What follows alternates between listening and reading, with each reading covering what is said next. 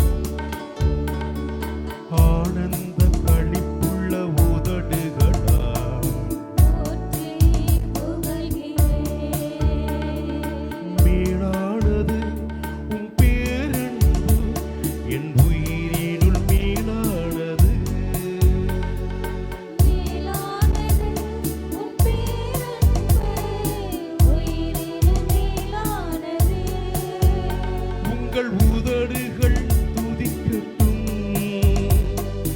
உயிருள்ள நாளெல்லாம். உதடுகள் துதிக்கட்டும் என் உயிருள்ள நாளெல்லாம். உயிருள்ள நாளெல்லாம். உயிருள்ள நாளெல்லாம். ஆனந்த களிப்புள்ள உதடுகளால் போற்றி புகழ்கிறேன். தேவனெனில் என் தேவன் நான் தேடுவேன் ஆர்வமுடன். தினமும் தவறாமல் கர்த்தரை தேடி வருகிறவர்களுக்கு ஒரு நன்மை பிறவிக்கப்படாது. தேடுவேன் ஆர்வமுடன். உந்தன் மகிமையை வாஞ்சிக்கிறேன் வல்லமை காண்கிறேன். மகிமை வாஞ்சிக்கிறேன் உன் வல்லமை காண்கிறேன். வல்லமை காண்கிறேன். வல்லமை காண்கிறேன். ஆனந்த களிப்புள்ள உதடுகளால் போற்றி புகழ்கிறேன். நீர்தானே என் துணையானீர் உன் நிழலில் களி கூறுவேன். ஒவ்வொரு நாளும் கிருபையாக துணை நின்று பாதுகாக்கிறேன். உமக்கு நன்றி சொல்லுவோமா? உம்மை உறுதியாய் பற்றிக் கொண்டேன் உம் வலக்கரம் தாங்குதையா. உறுதியாய் பற்றிக் கொண்டேன் உன் வலக்கரம் தாங்குதையா. வலக்கரம் தாங்குதையா. உந்தன் வலக்கரம் தாங்குதையா. நான் ஆனந்த களிப்புள்ள உதடுகளால் போற்றி புகழ்கிறேன்.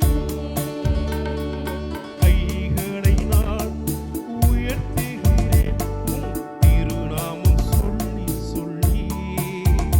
என் கைகளை நான் நான் உயர்த்துகிறேன் திருநாமம் சொல்லி சொல்லி. என் படுக்கையில் நினைக்கிறேன் இரவிலும் ஜெபிக்கிறேன். படுக்கையில் நினைக்கிறேன் இரவு ஜாமக்காரனாய் இருந்து என் தேசத்திற்காக ஜெபிக்கிறேன்னு சொல்லுவான். இரவிலும் துதிக்கிறேன் என் படுக்கையில் நினைக்கிறேன். நான் ஆனந்த களிப்புள்ள உதடுகளால் போற்றி புகழ்கிறேன். ஆனந்த களிப்புள்ள உதடுகளால் போற்றி புகழ்கிறேன். அறுசுவை உணவு உண்பது போல் திருப்தி அடைகிறேன். அறுசுவை உணவு உண்பது போல் திருப்தி அடைகிறேன். தினமும் துதிக்கிறேன் தவறாமல் நான் ஜெபிக்கிறேன். தினமும் துதிக்கிறேன் தவறாமல் நான் ஜெபிக்கிறேன். ரெண்டு கரங்களை தட்டி தேவனுக்கு மாத்திரம் நாம் நன்றி சொல்லுவோமா? ஹல்லேலூயா. கர்த்தாவே உமக்கு ஸ்தோத்திரம் அப்பா, உமக்கு நன்றி அப்பா. நீரே என் தாண்டை கேடகும் பலனும் துணையும் மாணவர் என்று சொல்லி எத்தனை பேர் ஆமென் சொல்ல முடியும்? அவர்தான் நமக்கு பலன் தருகிறவர். என்னை பலப்படுத்துகிற கிறிஸ்துவினால் எல்லாவற்றையும் செய்வதற்கு எனக்கு தேவன் பலன் கொடுத்தார் என்று சொல்லி அப்போஸ்தலனாகிய பவுல் அழகாக சொல்லுகிறார். இன்றைக்கு நீங்களும் நானும் தேவ பலத்தினால தான், அவருடைய கிருபையினால தான் இந்த இடத்திலே நாம் அவரை நன்றி சொல்லி பாடி துதிக்க வந்திருக்கிறோம். ஏனென்றால் தேவனுடைய கரத்திலே நீங்களும் நானும் சகாயம் பெற்றோம் என்றால் உதவிகளை பெற்றிருக்கிறோம், நன்மைகளை பெற்றிருக்கிறோம்.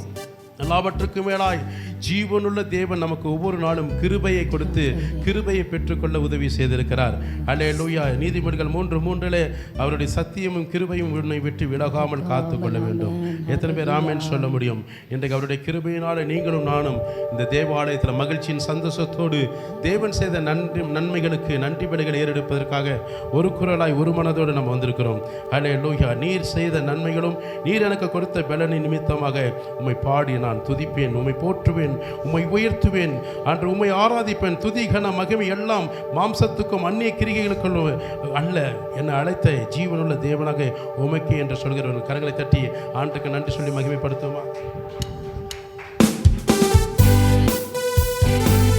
ஒரு மனதோடு தேவ சமாதானத்தோடு தேவ பயத்தோடு தேவனுக்கு நன்றி சொல்லி பாடி துதிப்போமா?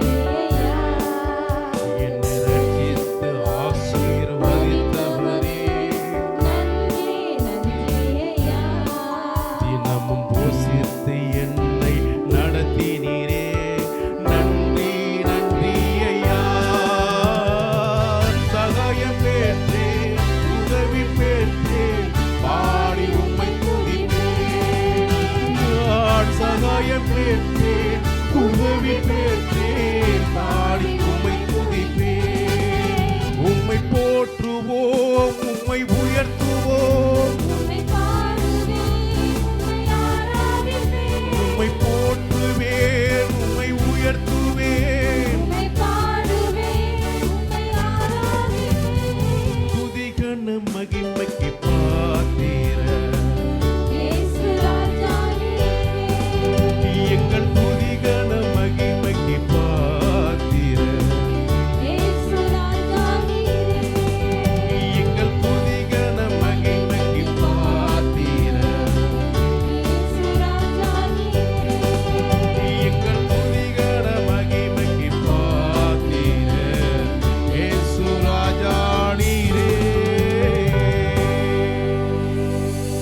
ஏசாயா தீர்க்கதரிசன 43:21 சொல்லப்படும், என் ஜனங்கள் எனக்காகவே ஏற்படுத்தினேன், அவர்கள் என் துதி சொல்லி வருவார்கள்.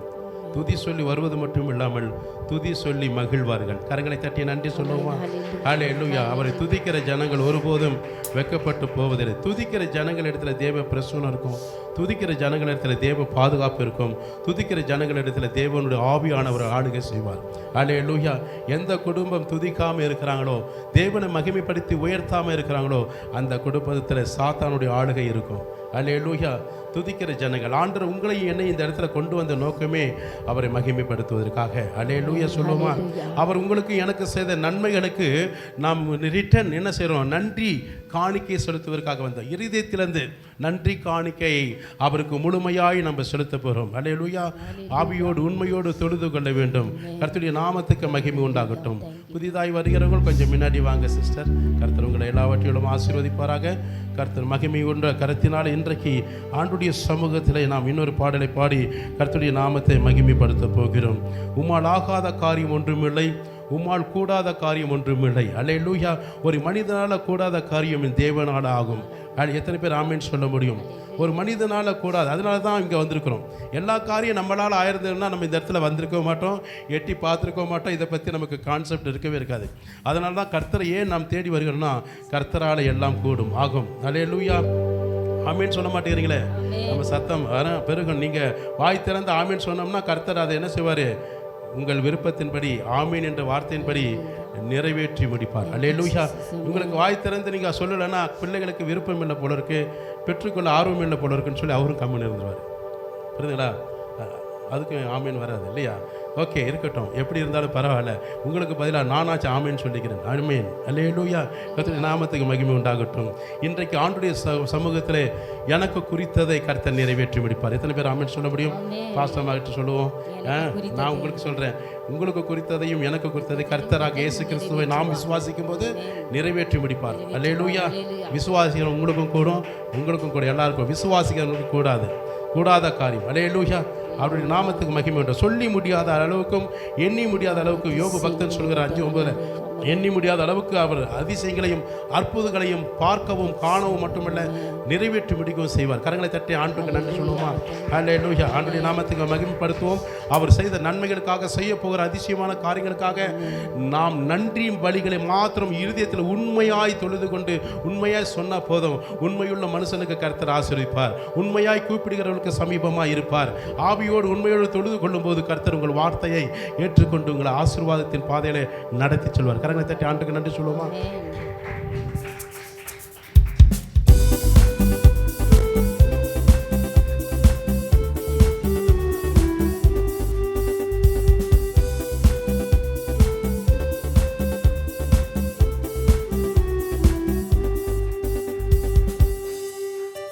உம்மால் ஆகாத காரியம் ஒன்றுமில்லை, உம்மால் கூடாத காரியம் ஒன்றுமில்லை, உம்மால் ஆகாத காரியம் ஒன்றுமில்லை.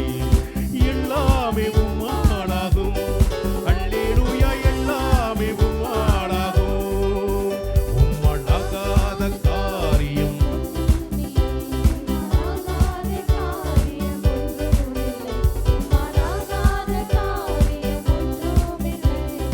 எல்லாமே உம்மாலாகும். அல்லேலூயா. எல்லாமே உம்மாலாகும். சொல்லுவோமா ஜெபத்தோடு? ஆகும், எல்லாம் ஆகும், இயேசுவால மட்டும் எனக்கு ஆகும். ஆகும், எல்லாம் ஆகும், உம்மாலே தான் எல்லாம் ஆகும். சொல்லி முடியாத அற்புதம் செய்பவர் நீரே, எனக்கு எண்ணி முடியாத அதிசயம் செய்பவர் நீரே. மீகா 7:15 பிரகாரமாக அதிசயத்தை காண செய்வார். அல்லேலூயா. உன்னை அதிசயங்களை காண பண்ணுவேன் என்று கர்த்தர் சொல்கிறார்.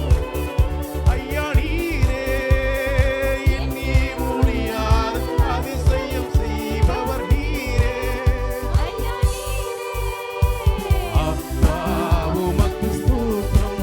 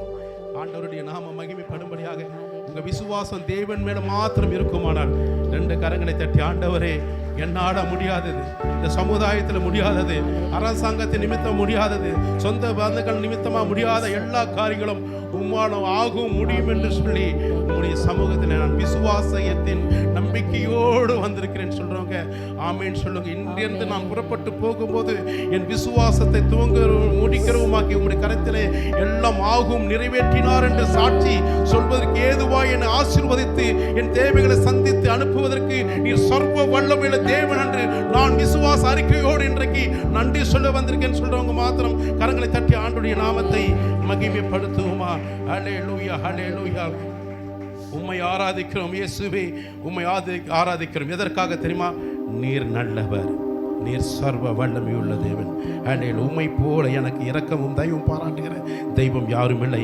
உம்மை போல மனதுருகம் உள்ள தேவன் யாரும் இல்லை. நீ மனதுருகி கரம் நீட்டி என்னை தொட்டு சுகப்படுத்தி பலப்படுத்தி இன்றைக்கு வரைக்கும் கரம் பிடித்து கைவிடாமல் நடத்துகிற உமக்கு நான் நன்றி சொல்வதற்கு ஏதுவான ஒரே தெய்வமாக கர்த்தராக இயேசு ஒருவரே என்று சொல்லி கரங்களை தட்டி அவருடைய நாமத்தை மகிமைப்படுத்தி அவருடைய நாமத்துக்கு உயர்த்துவோமா.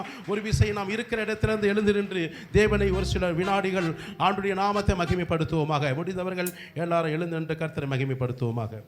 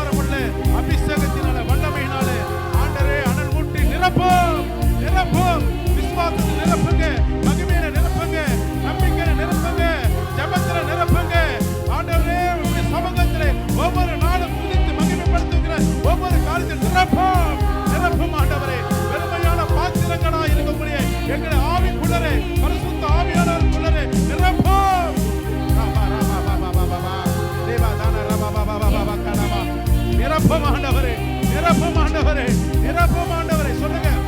ராபா சாபாதான சரவண ரேகாதான ராபா பா பா பா பா பா காலாபா. நிரப்பினரே, நிரப்பினரே. உமக்கு நன்றி, நன்றி, நன்றி ஆண்டவரே. உந்தன் பரிசுத்த ஆவியால் எங்களை நிரப்பினீரே. நீர் நல்லவர், சர்வ வல்லவர், உம்மை போல் ஒரு தேவன் இல்லை.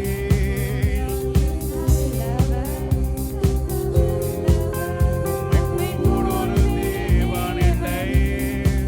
ஹல்லேலூயா, ஹல்லேலூயா, ஹல்லேலூயா, ஹல்லேலூயா, ஹல்லேலூயா, ஹல்லேலூயா, ஹல்லேலூயா, ஹல்லேலூயா.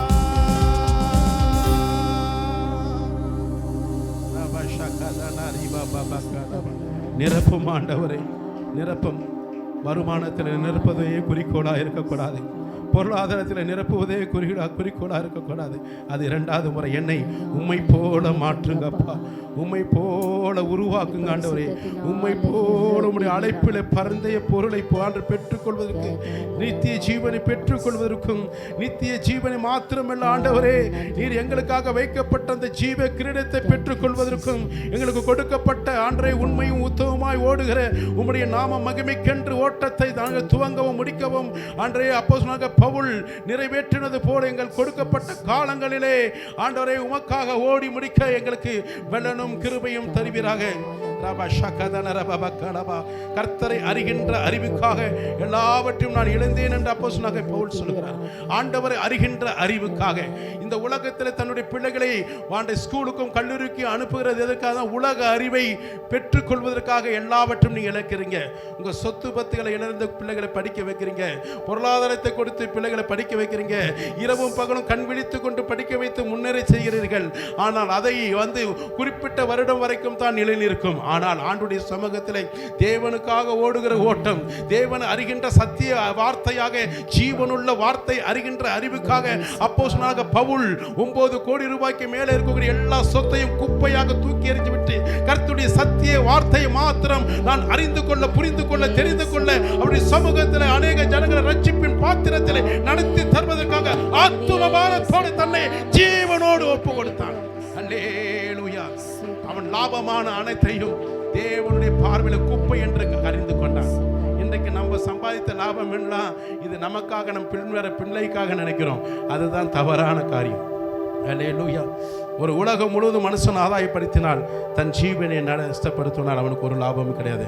ஒருத்தர் மனுஷன் என்ன, தன் களஞ்சியத்தில் எல்லா தானியங்களும் நல்ல விளைச்சல் கிடைச்சது, தானியத்தை கடங்கை பெரிதாக்கினான், ஜீவனுள்ள நாளெல்லாம் திருப்தியாய் சாப்பிட்டு நான் வாழ்வேன் என்று அவன் இருதயத்துக்குள்ள பேசிக் கொண்டிருக்கிற வேளையிலே மதிக்கேடனே, இயேசு சொல்றாரு, மதிக்கேடனே, புத்தி இல்லாத மனுஷனே, இன்றைக்கு இரவு உன்னுடைய ஜீவனை நான் எடுக்க போகிறேன்டா.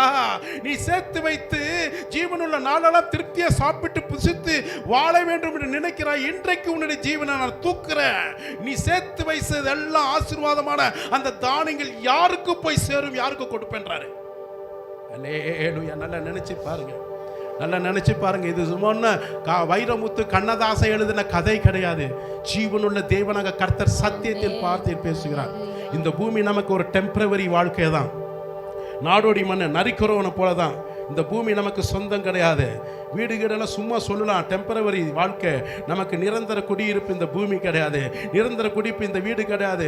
நமக்கு நிரந்தர குடியிருப்பு பரம அழைப்பின் அழைத்த பந்தய பொருளுக்காய் யார் ஓடுகிறார்களோ அந்த அவர்களுக்கு தான் வச்சிருக்கிற நித்திய ஜீவனுள்ள வீடு பரலோக வீடு. கரங்களை தட்டி நன்றி சொல்லுவோமா? லாபமான அனைத்தையுமே இயேசு கிறிஸ்துவுக்காக நான் நஷ்டம் என்று கருதுகிறேன். சம்பாதித்த லாபமான பணங்கள் எல்லாம் இயேசு கிறிஸ்து வருகின்ற அறிவுக்காக குப்பையாக கருதுகிறேன். ஏன் தெரியுமா? இயேசு ராஜாவின் மகிமையான வேலைக்காக, இயேசு ராஜாவின் உந்தன் சேவைக்காக பாதங்களை உமக்காக ஓடுகிறேன். கரங்களை தட்டி ஆண்டவருக்கு நன்றி சொல்லி இந்த பாடல் வழியா ஆண்டவருடைய நாமத்தை மகிமைப்படுத்தி அர்ப்பணிப்போமா?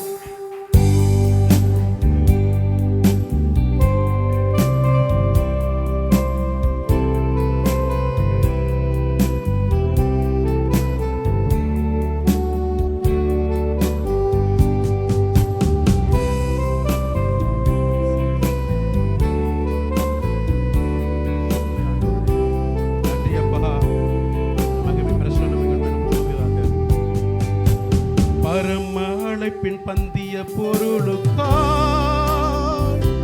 நாங்கள் லக்கை நோக்கி ஓடுகிறோம். பரமழை பின் பந்தய பொருளுக்காய் நான் லக்கை நோக்கி ஓடுகிறேன். சேர்த்து சொல்லுவோம் எல்லாரும், ஓடுகிறேன், நான் ஓடுகிறேன். அழைத்தேன்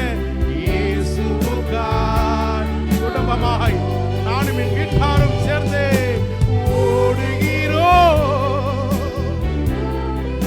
அழைத்த தகப்பனாக கரங்களை சேர்த்து ஆராதிப்போமா? அல்லேலூயா அல்லேலூயா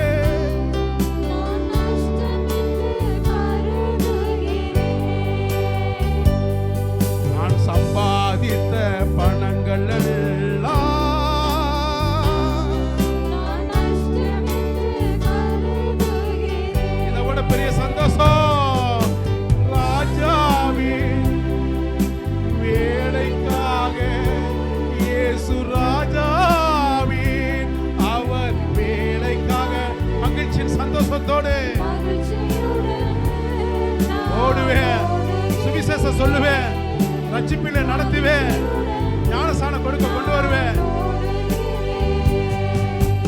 அல்லேலூயா அல்லேலூயா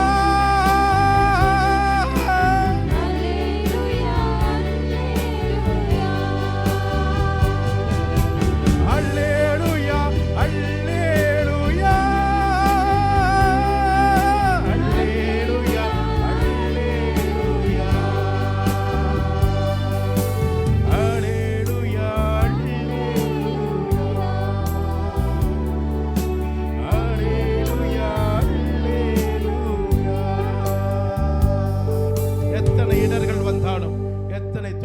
வந்தாலும் அழைத்த தகப்பனாக இயேசுவே உம்முடைய சமூகத்தில் விசுவாசத்தோடு ஜீவனுள்ள நாளெல்லாம் நிலைத்திருப்பேன், காத்திருப்பேன்.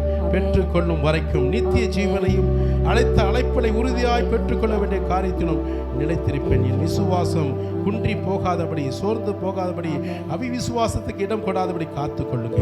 இயேசுவின் வல்லமையுள்ள நாமத்தில் இம்மட்டும் துதி கன மகிமையாய் ஏறெடுத்த ஒவ்வொரு பாடல் துதி ஆராதனையும் நீர் எங்களை மகிமைப்படுத்தி நடத்தின ஒவ்வொரு காரியத்தை போல உங்கள் பிள்ளைகளையும் உயர்த்தி ஆசீர்வதிங்க. இயேசுவின் வல்லமையுள்ள நாமத்தில் ஜெபிக்க நல்ல பிதாவே, ஆமென். கரங்களை தட்டி ஆண்டவருக்கு நன்றி சொல்லுவோமா? நாம் நின்ற வண்ணமாய் சாமம் முன்பாக வந்து சங்கீதத்தை வாசிக்க நாம் கேட்போமாக.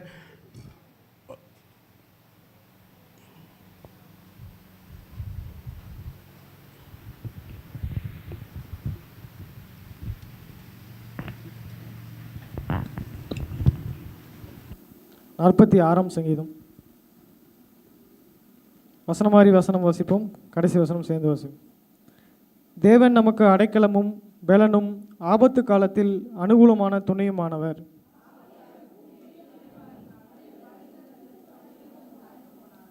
அதன் ஜலங்கள் கொந்தளித்து பொங்கி அதன் பெருக்கினால் பர்வதங்கள் அதிர்ந்தாலும் நாம் பயப்படோம்.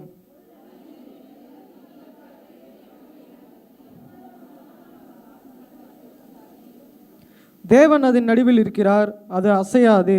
அதிகாலையிலே தேவன் அதற்கு சகாயம் பண்ணுவார்.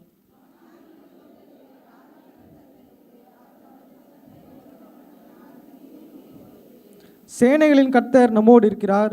யாக்கோபின் தேவன் நமக்கு உயர்ந்த அடைக்கலமானவர்.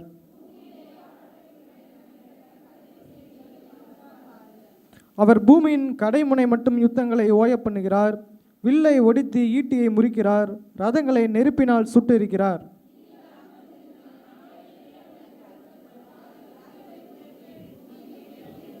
எல்லோரும் சேர்ந்து வாசிப்போம். சேனைகளின் கர்த்தர் நம்மோடு இருக்கிறார். யாக்கோபின் தேவன் நமக்கு உயர்ந்த அடைக்கலமானவர். ஆமென். உட்காருவோம். கர்த்தர் உங்களை எல்லாவற்றிலும் ஆசீர்வதிப்பார். இப்பொழுது சில அறிவிப்புகளை வாசிக்க சிமியோன் முன்பாக வர அன்பாக கேட்குறோம். நமக்கு நேரம் ரொம்ப ஓவராக போயிடுச்சு. நம்ம சரியாக முடிக்க வேண்டிய நேரத்துக்குள்ளே வந்திருக்கிறோம். சேர்ஸ் இருக்குது, சேர்ஸில் உட்காருங்க. சேர்ஸ் இல்லைன்னா நீங்கள் கீழே உட்காரலாம். சரீரத்தில் பலவீனம் உள்ளவங்களுக்கு இடம் கொடுங்க. கர்த்தருடைய நாம ஸ்தோத்திரம். வருகிற வெள்ளிக்கிழமை காலை 10 மணிக்கு நம்ம சபையில் உபவாசம் நடைபெறும்.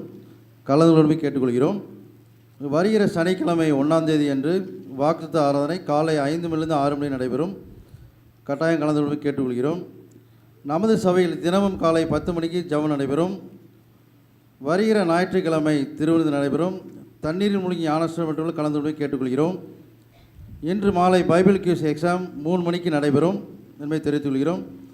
நமது சபையின் கட்டுமான பணிகள் அமௌண்ட் கொண்டு வந்து என்னிடம் கொடுக்கும்படி கேட்டுக்கொள்கிறோம். வாக்கு பணியவர்கள் தொகையை கொடுக்கும்படி கேட்டுக்கொள்கிறோம். ஆமென். சிமியோனுக்கு நான் நன்றி செலுத்துகிறேன். கர்த்தர் உங்களை எல்லாவற்றிலும் ஆசீர்வதிப்பார். ஒரு சில அறிவிப்புகள் நான் உங்களுக்கு சொல்ல கடமைப்பட்டிருக்கிறேன். வாக்குத்தத்த ஆராதனை மறந்துடாதீங்க. தயவுசெய்து வருகிற சனிக்கிழமை 1ஆம் தேதி நீங்கள் வாக்குத்தத்த ஆராதனைக்கு குடும்பமாய் கலந்து கொள்ள சிமியோன் சொன்னது போல் நீங்கள் கேட்டுக்கொள்ளுங்கள். இந்த இன்றைக்கு மத்தியானம் ஒரு 3 மணிக்கு பைபிள் கோயத்து எக்ஸாம் இருக்கிறது. தமிழ்நாடு முழுவதும் நம்ம 1500 சபைக்கு மேலே ஏஜி சபையில் எழுதுவாங்க ஒரே நேரத்தில். அதனால் கொஸ்டின் பேப்பர் வந்துருச்சு உங்களுக்கு. அதனால் நான் இப்போ பிரிக்கக்கூடாது, சரிங்களா? எவ்வளோ சீலோடு தான் இருக்குது. ஏன்னா எங்களுக்கு ஒரு ரூல்ஸு ரெகுலேஷன் நாங்கள் ஃபாலோ பண்ணி ஆகணும். கரெக்டாக நாங்கள் எப்போ பிரிக்கணும்னா 2:45 இல்லை 2:50க்கு பிரிக்கணும், சரிங்களா? அதனால் அதை நான் மீறக்கூடாது. அதனால தான் கரெக்டாக நீங்கள் வந்து 2:45க்கு முன்னாடி 2:30க்குள்ளே அங்கே உங்களுக்கு சேர்ஸ் அரேஞ்ச் பண்ணியிருக்கிறோம். நீங்கள் வந்து அட்டன் பண்ணுறோம், எக்ஸாம் அட்டன் பண்ணுறவங்க அட்டன் பண்ணுங்கள். கருத்து உங்களை ஆசிரியப்பார். 2:30 3 மணிக்கு சரியாக ஆரம்பிக்கும். 4 மணியா முடிக்கிறது? 4:30 மணி, 1.5 மணி நேரம் உங்களுக்கு டைம் இருக்குது. அதனால் நீங்கள் அது கலந்து கொள்ள அன்பாக கேட்கிறோம். எக்ஸாமினேஷன் எழுதுகிறவங்க பென்சில் பால் பென் கொண்டுட்டு வந்துடுங்க. லெட்டர் பேடு கொண்டு வாங்க. கருத்து மற்ற காரியங்கள் எல்லாவற்றும் உங்களுக்கு ஆசீர்வதிப்பார். சரியான நேரத்துக்கு ஃபாலோ பண்ணுங்கள். ரொம்ப முக்கியமான காரியம். கர்த்தர் உங்களை ஆசீர்வதிப்பார். இப்பொழுது வருகிற ஞாயிற்றுக்கிழமை திருவிருந்து இருக்கிறது. முதல் வாரம் கர்த்தர் உங்களை ஆசீர்வதிப்பார். இப்பொழுது கட்டுமான பணி நமக்கு ஸ்டார்ட் பண்ணிட்டோம். 6 மாதமாய் நமக்கு கட்டுமான பணி நின்று இருந்திருக்கு. பணம் இல்லாத பட்சத்தினால மிகவும் கஷ்டத்தின் மத்தியில், நம்ம சிரமத்தின் மத்தியில் பகுதியிலே நின்று இருக்கிறது நீங்கள் தெரிஞ்சுக்க. இப்பொழுது போன வாரத்தில் இந்த வாரத்தில் கட்டுமான பணி இன்றைக்கும் நடந்து கொண்டிருக்கிறது. ஒரு சின்ன வீடியோ கிளிப் மட்டும் பாருங்கள். அதுக்கப்புறம் நான் சொல்லி முடித்த பிறகு அதுக்கப்புறம் தேவ வார்த்தைக்கு நேராக போகும். சீக்கிரம் போட்டு முடிச்சிடுங்க.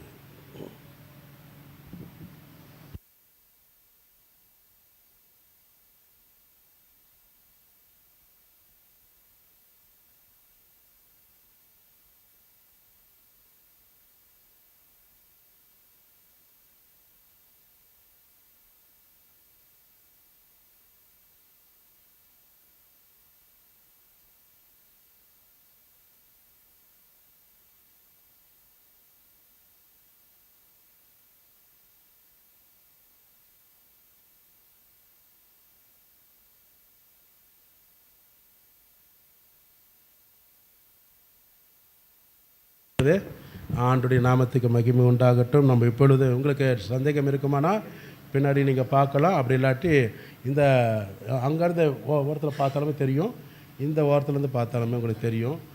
நம்ம கட்டுமான பணி நடக்கிறது பார்க்கலாம் நீங்கள், சரிங்களா?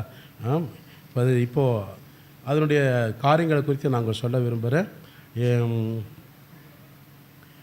இப்போ இந்த இப்போ திங்கக்கிழமை இன்னையிலேருந்து சிவனுக்கு தெரியும் எல்லாமே, அவருக்கு ஒளிவு மறைவு இல்லாமல் தான் நாங்கள் பேசுவது கர்த்தர் அறிவார். இந்த வாரத்தில் வந்து நமக்கு ஆக்சுவலாக பார்த்துட்டிங்கன்னா நமக்கு 4 லட்சத்துக்கு மேலே தேவைப்படுகிறது. எத்தனை லட்சம்? மயக்கமாக இருக்குது இல்லைங்களா? எனக்கு கண்டிப்பாக மயக்கம் இருக்க தான் செய்யும். 4 லட்சம் எதுக்கு நான் உங்களுக்கு சொல்லிடுறேன். ஏன்னா நான் ஒளிவு மறைவு எல்லாம் பேசக்கூடியது உங்களுக்கு தெரியும். 2313 கிலோ கம்பி எடுக்கணும், சரிங்களா? அதாவது 2.5 டன் பக்கத்தில் வருது. அது போக காங்கிரீட் போடுறதுக்கு வந்து 1,25,000 ரூபாய்க்கு மேலே வரும் காங்கிரீட் போட காரியங்கள். அது போக வந்து ப்ளம்பிங் காரியங்கள், அந்த மேலே ஒயரு ப்ளம்பிங் பண்ணுறதுக்கு 20,000 மேலே வரும்னு நினைக்கிறேன். கொத்தனாரும் அவங்களும் எலக்ட்ரிக்ஷனும் செய்வாங்க. மெட்டீரியல்ஸ் வாங்கி கொடுக்கணும். கம்பிக்கு பொறுத்தளவுக்கு வந்து 1,70,000 ரூபா திங்கக்கிழமை காலையில் கொண்டு வர சொல்லியிருக்காங்க. 1,70,000 ரூபா. இன்றைக்கு 50,000 ரூபா இன்ஜினியர் வருவாங்க, அவங்களுக்கு கொடுத்தாகணும். தெரியும் 50,000 நாங்கள் அதே கொடுக்க முடியாமல் இருக்கிறோம். ரைட், ஓகே, அது கொடுத்தாகணும். அது போக கம்பி கட்டி கந்திச்சு பாருங்கள், கம்பி கட்டி முடித்த பிறகு அவங்களுக்கு வந்து மறுபடியும் 50,000 ரூபா கொடுக்கணும். இப்போ 50,000 ரூபா இன்றைக்கி வர வெள்ளிக்கிழமை கட்டி முடிச்சுருவாங்க, 50,000 அதுக்கு கொடுக்கணும். அது போக கம்பி எடுக்க 1,70,000 ரூபாயும் கொடுக்கணும். புரியுதுங்களா? இதுதான் ஒர்க் ஆகுமா? சரி பாருங்கள் கொஞ்சம், ஏன்னா அதனால தான் உங்களுக்கு ஒளிவு முறை இல்லாமல் பார்க்குறோம். சரி, உங்களுக்கு நேரம் மிச்சம், அந்த இடத்துல போகிற நட மிச்சம்.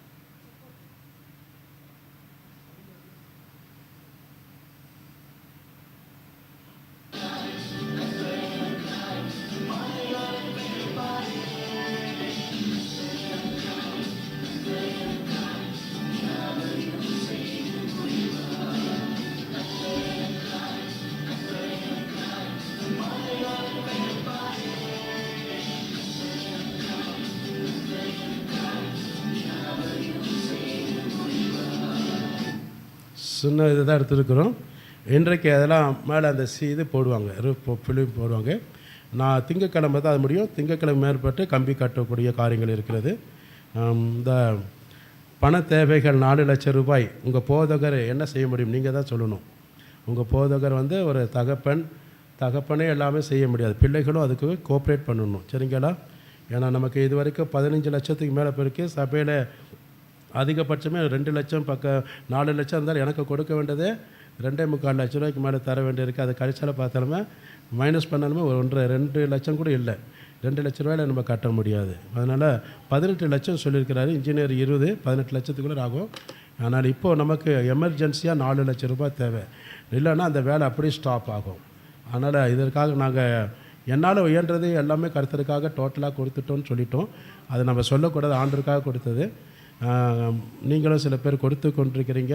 இன்றைக்கு உங்கள் திருச்சபை, நான் ஏற்கனவே மீண்டும் சொல்கிறேன், நீங்கள் தேவனுடைய வருகை முடிய பறிந்த வரைக்கும் நீங்களும் உங்களுடைய சன்னதிகள் எல்லோரும் ஆராதிக்கிற ஒரு சொந்த திருச்சபை. 18 ஆண்டு காலமாக நம்ம சபை இல்லாமல் கஷ்டப்பட்டுருக்குறோம். பார்த்தீங்களா, அக்ரிமெண்ட்டும் முடிஞ்சிருச்சு. அதனால் நீங்கள் மைண்ட் செட்டில் வச்சுங்க. நமக்கு எந்த நேரத்தில் காலி பண்ண சொல்கிறது தெரியாது. கர்த்தர் உங்களை ஆசீர்வதிப்பார். இன்னொன்று பாருங்கள், இது ஒரு சின்னது. இந்த ப்ரைஸ்லெட் வந்து 1.5 வருஷத்துக்கு முன்னாடி கொடுத்தாங்க, சரிங்களா? இதில் உண்டியில் இருந்து நான் இது ரொம்ப பீரோட ரொம்ப பாதுகாப்பாக வச்சுருந்தேன். ரொம்ப பாதுகாப்பாக வச்சு கொண்டு போய் அடகு கடையில் கொண்டு வந்து இது எவ்வளோ தேருங்க எதை ஒரு அப்படின்னு சொல்லி கொடுத்தோம்னா அவங்க உரசி பார்த்து இது டூப்ளிகேட்டுங்கன்னு சொல்லி அனுப்பிச்சிட்டாங்க. இப்படியெல்லாம் செஞ்சு நான் இங்கே போகிறேன், சந்தோஷமாக. கடைசியில் பார்த்தா இது டூப்ளிகேட். இது 1.5 வருஷமாக பாதுகாத்தது. உண்மையை தயவுசெய்து ஆண்டவரை அவமானப்படுத்தாதீங்க, வேதனைப்படுத்தாதீங்க தயவுசெய்து. அதனால் நீங்கள் இது நம்மளுடைய சொந்த வீடு, நம்மளோட ஆலயம். கொஞ்சம் பார்த்துங்க.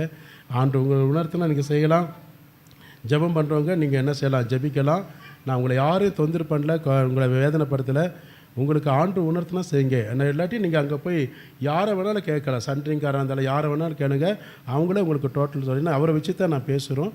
எல்லாமே அக்ரிமெண்ட் அவர் போட்டு, இன்ஜினியர் போட்டு அக்ரிமெண்ட் போட்டு அந்த பணம் வாங்கினதெல்லாம் நாங்கள் எழுதி தான் வாங்கியிருக்கிறோம். சரி, நமக்கு நேரம் இல்லை, ஓட்டர் ரிக்கார்டு மாதிரியே சொல்லிகிட்ருக்கோம். எனக்கு கஷ்டமாக தான் இருக்குது. தேவன் உங்களுக்கு உணர்த்துனா நீங்கள் வாக்கு பண்ணி செய்யலாம். ஏன்னா நமக்கு இந்த வாரத்தில் நமக்கு திங்கக்கிழமை கிட்டத்தட்ட இப்போ இன்றைக்கி 50,000, திங்கக்கிழமை 1,70,000 ரூபா. கட்டு கம்பி 20 கிலோ எடுத்துக்க சொல்லியிருக்கிறாங்க, அது சொல்ல மறந்துட்டேன். அதனால் அதை கொடுக்கணும். இல்லைன்னா மான மரியாதை போயிடும். அதுக்காக ரொம்ப பயந்துட்டுருக்கிறேன். என்ன செய்யறதுன்னு தெரில. ஆண்டவர் தான் என்னை காப்பாற்றணும். கர்த்தர் உங்களை ஆசீர்வதிப்பார்.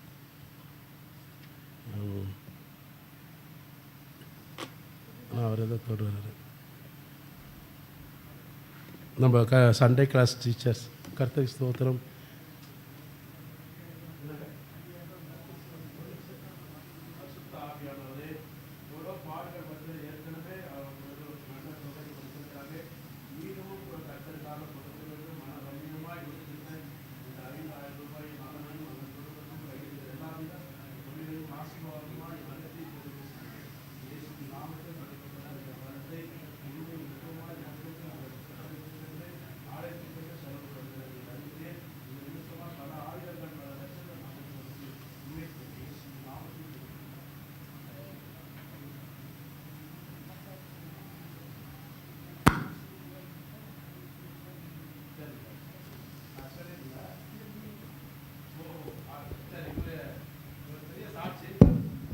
சாட்சினா இவர் சபைக்கு இங்கே வந்ததுலேருந்து வருஷத்துக்கு ஒரு ஆட்டோ வாங்குவார், ஜெபம் பண்ணிட்டுவார். ஆனால் முதல் சவாரி நான் தான் செய்வேன், என்னை ஏதோ உட்கார வச்சு ஓட்டுவார். அதே மாதிரி ஒவ்வொரு வருஷமும் ஒரு ஆட்டோ வேணும்னு சொல்லுவார், ஜெபம் பண்ணும் ஒரு ஆட்டோ கொடுத்துருவார். இந்த வருஷத்தில் ஆட்டோ கிட்ட 4 ஆட்டோ வாங்கியாச்சு இவர்கிட்ட. இப்போ இவங்க மறுபடியும் 5 அப்புறம் 5ன்றாரு. ஆட்டோ ஸ்டாண்ட்லேயே அவர் தான் இப்போ தலைவராக அவர் வச்சுருக்கிறாங்க.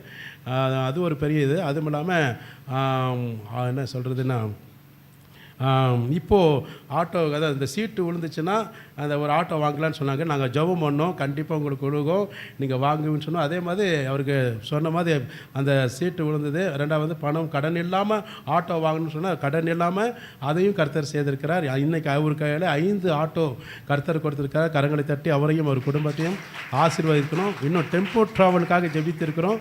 டெம்போ ட்ராவலும் கர்த்தர் உங்களுக்கு வாய்க்கை செய்வார். கர்த்தர் உங்களை ஆசீர்விப்பார். இப்பொழுது ஆண்டுடைய சமூகத்தில் அவருக்கு அவர் குடும்பத்துக்கு நன்றி செலுத்திட்டு வாக்கு பண்ணினவங்க நான் கொடுக்குறவங்க அதையும் நான் கணக்கு போட்டு பார்த்தேன். சில பேர் வாக்கு போட்டு கொடுத்தவங்கள 97,000 ரூபா பக்கத்தில் கொடுக்க வேண்டியது இருக்குங்க. வாக்கு பண்ணியிருக்கிறீங்க 97,000 ரூபா பக்கத்தில் இருக்கிறது சிறிய தொகை தான். அதெல்லாம் நமக்கு ஒன்றுமே பத்தாது தான். இதை காங்கிரீட் போட்ட பிறகு தான் இன்னும் அதிக செலவெல்லாம் இருக்குது. பூச்சி வேலை இருக்குது, எலக்ட்ரிக்கல் வேலை இருக்குது, அது போக ரெஸ்ட் ரூம் வேலைகள் இருக்கிறது, அப்புறம் பெயிண்டிங் வேலை இருக்குது. அது போக அப்ரூவ்டு வாங்கிட்டேன், அது தனியாக நான் உங்களுக்கு சொல்லிவிட்டேன். அதுவும் கர்த்தருடைய கிருபையில் 70,000 ரூபா செலவாயிருச்சுங்க அப்ரூவ்டுக்கு, இன்ஜினியரிங் ஃபீஸோடு. அதுவும் நாங்கள் பண்ணிட்டோம். சரிங்களா, கர்த்தர் அங்கே ஆசீர்வதிப்பார். அப்ரூவ்டும் நம்ம வாங்கிட்டோம். கர்த்தர் கிருபையாக அது 3 மாதம் பட்ட கஷ்டத்தை கர்த்தர் ஜெபத்தின் மூலமாக நிறைவேற்றி முடித்தார். கர்த்தருக்கு ஸ்தோத்திரம். இப்பொழுது சிறு குழந்தைகளை நீங்கள் நடத்துங்க. ரொம்ப டைம் ஆயிடுச்சு. கர்த்தர் என்னை மன்னிக்கணும். நான் ஒரு ஷார்ட் அண்ட் ஸ்வீட்டாக ஒரு உங்களுக்கு செய்தி கொடுக்குறவங்க பாஸ்டமாக தான் கொடுப்பாங்க, அவங்க சொல்லலை. ஆனால் நான் ஒரு சின்ன செய்தி எடுத்துக்கிட்டு வந்திருக்கிறேன். அந்த சின்ன செய்தின்னு சொல்லும்போது அது பெரிய செய்தி தான், ஆனால் சுருக்கமாக சொல்கிறோம். அடுத்த வாரத்துலேருந்து அது கண்டினியூ நம்ம பண்ணிக்குவோம். பாஸ்டமாக நம்மளை அவங்கள கனப்படுத்தக்கூடிய நேரம் இருக்கிறது. அவங்களுக்கு ஒரு 1/2 hour கேட்டிருக்கிறாங்க. பாஸ்டமாக 1/2 hour போதுங்களா, எக்ஸ்ட்ரா வேணுங்களா? எக்ஸ்ட்ரா வேணும்னா நான் நீங்களே கொடுக்கலாம், தப்பு கிடையாது. சரிங்க, ரைட்டு. அவங்களுக்கு அப்புறம் நான் அவங்கள இன்ட்ரடியூஸ் பண்ணுறோம். இப்பொழுது கர்த்தருடைய வார்த்தைக்காக யாராவது ஒருவர் உங்களில் ஆவியில் ஏவப்பட்டவங்க யாரோ ஒருத்தர் சுருக்கமாக ஒரு ஜெபிக்க அன்பாக கேட்குறேன்.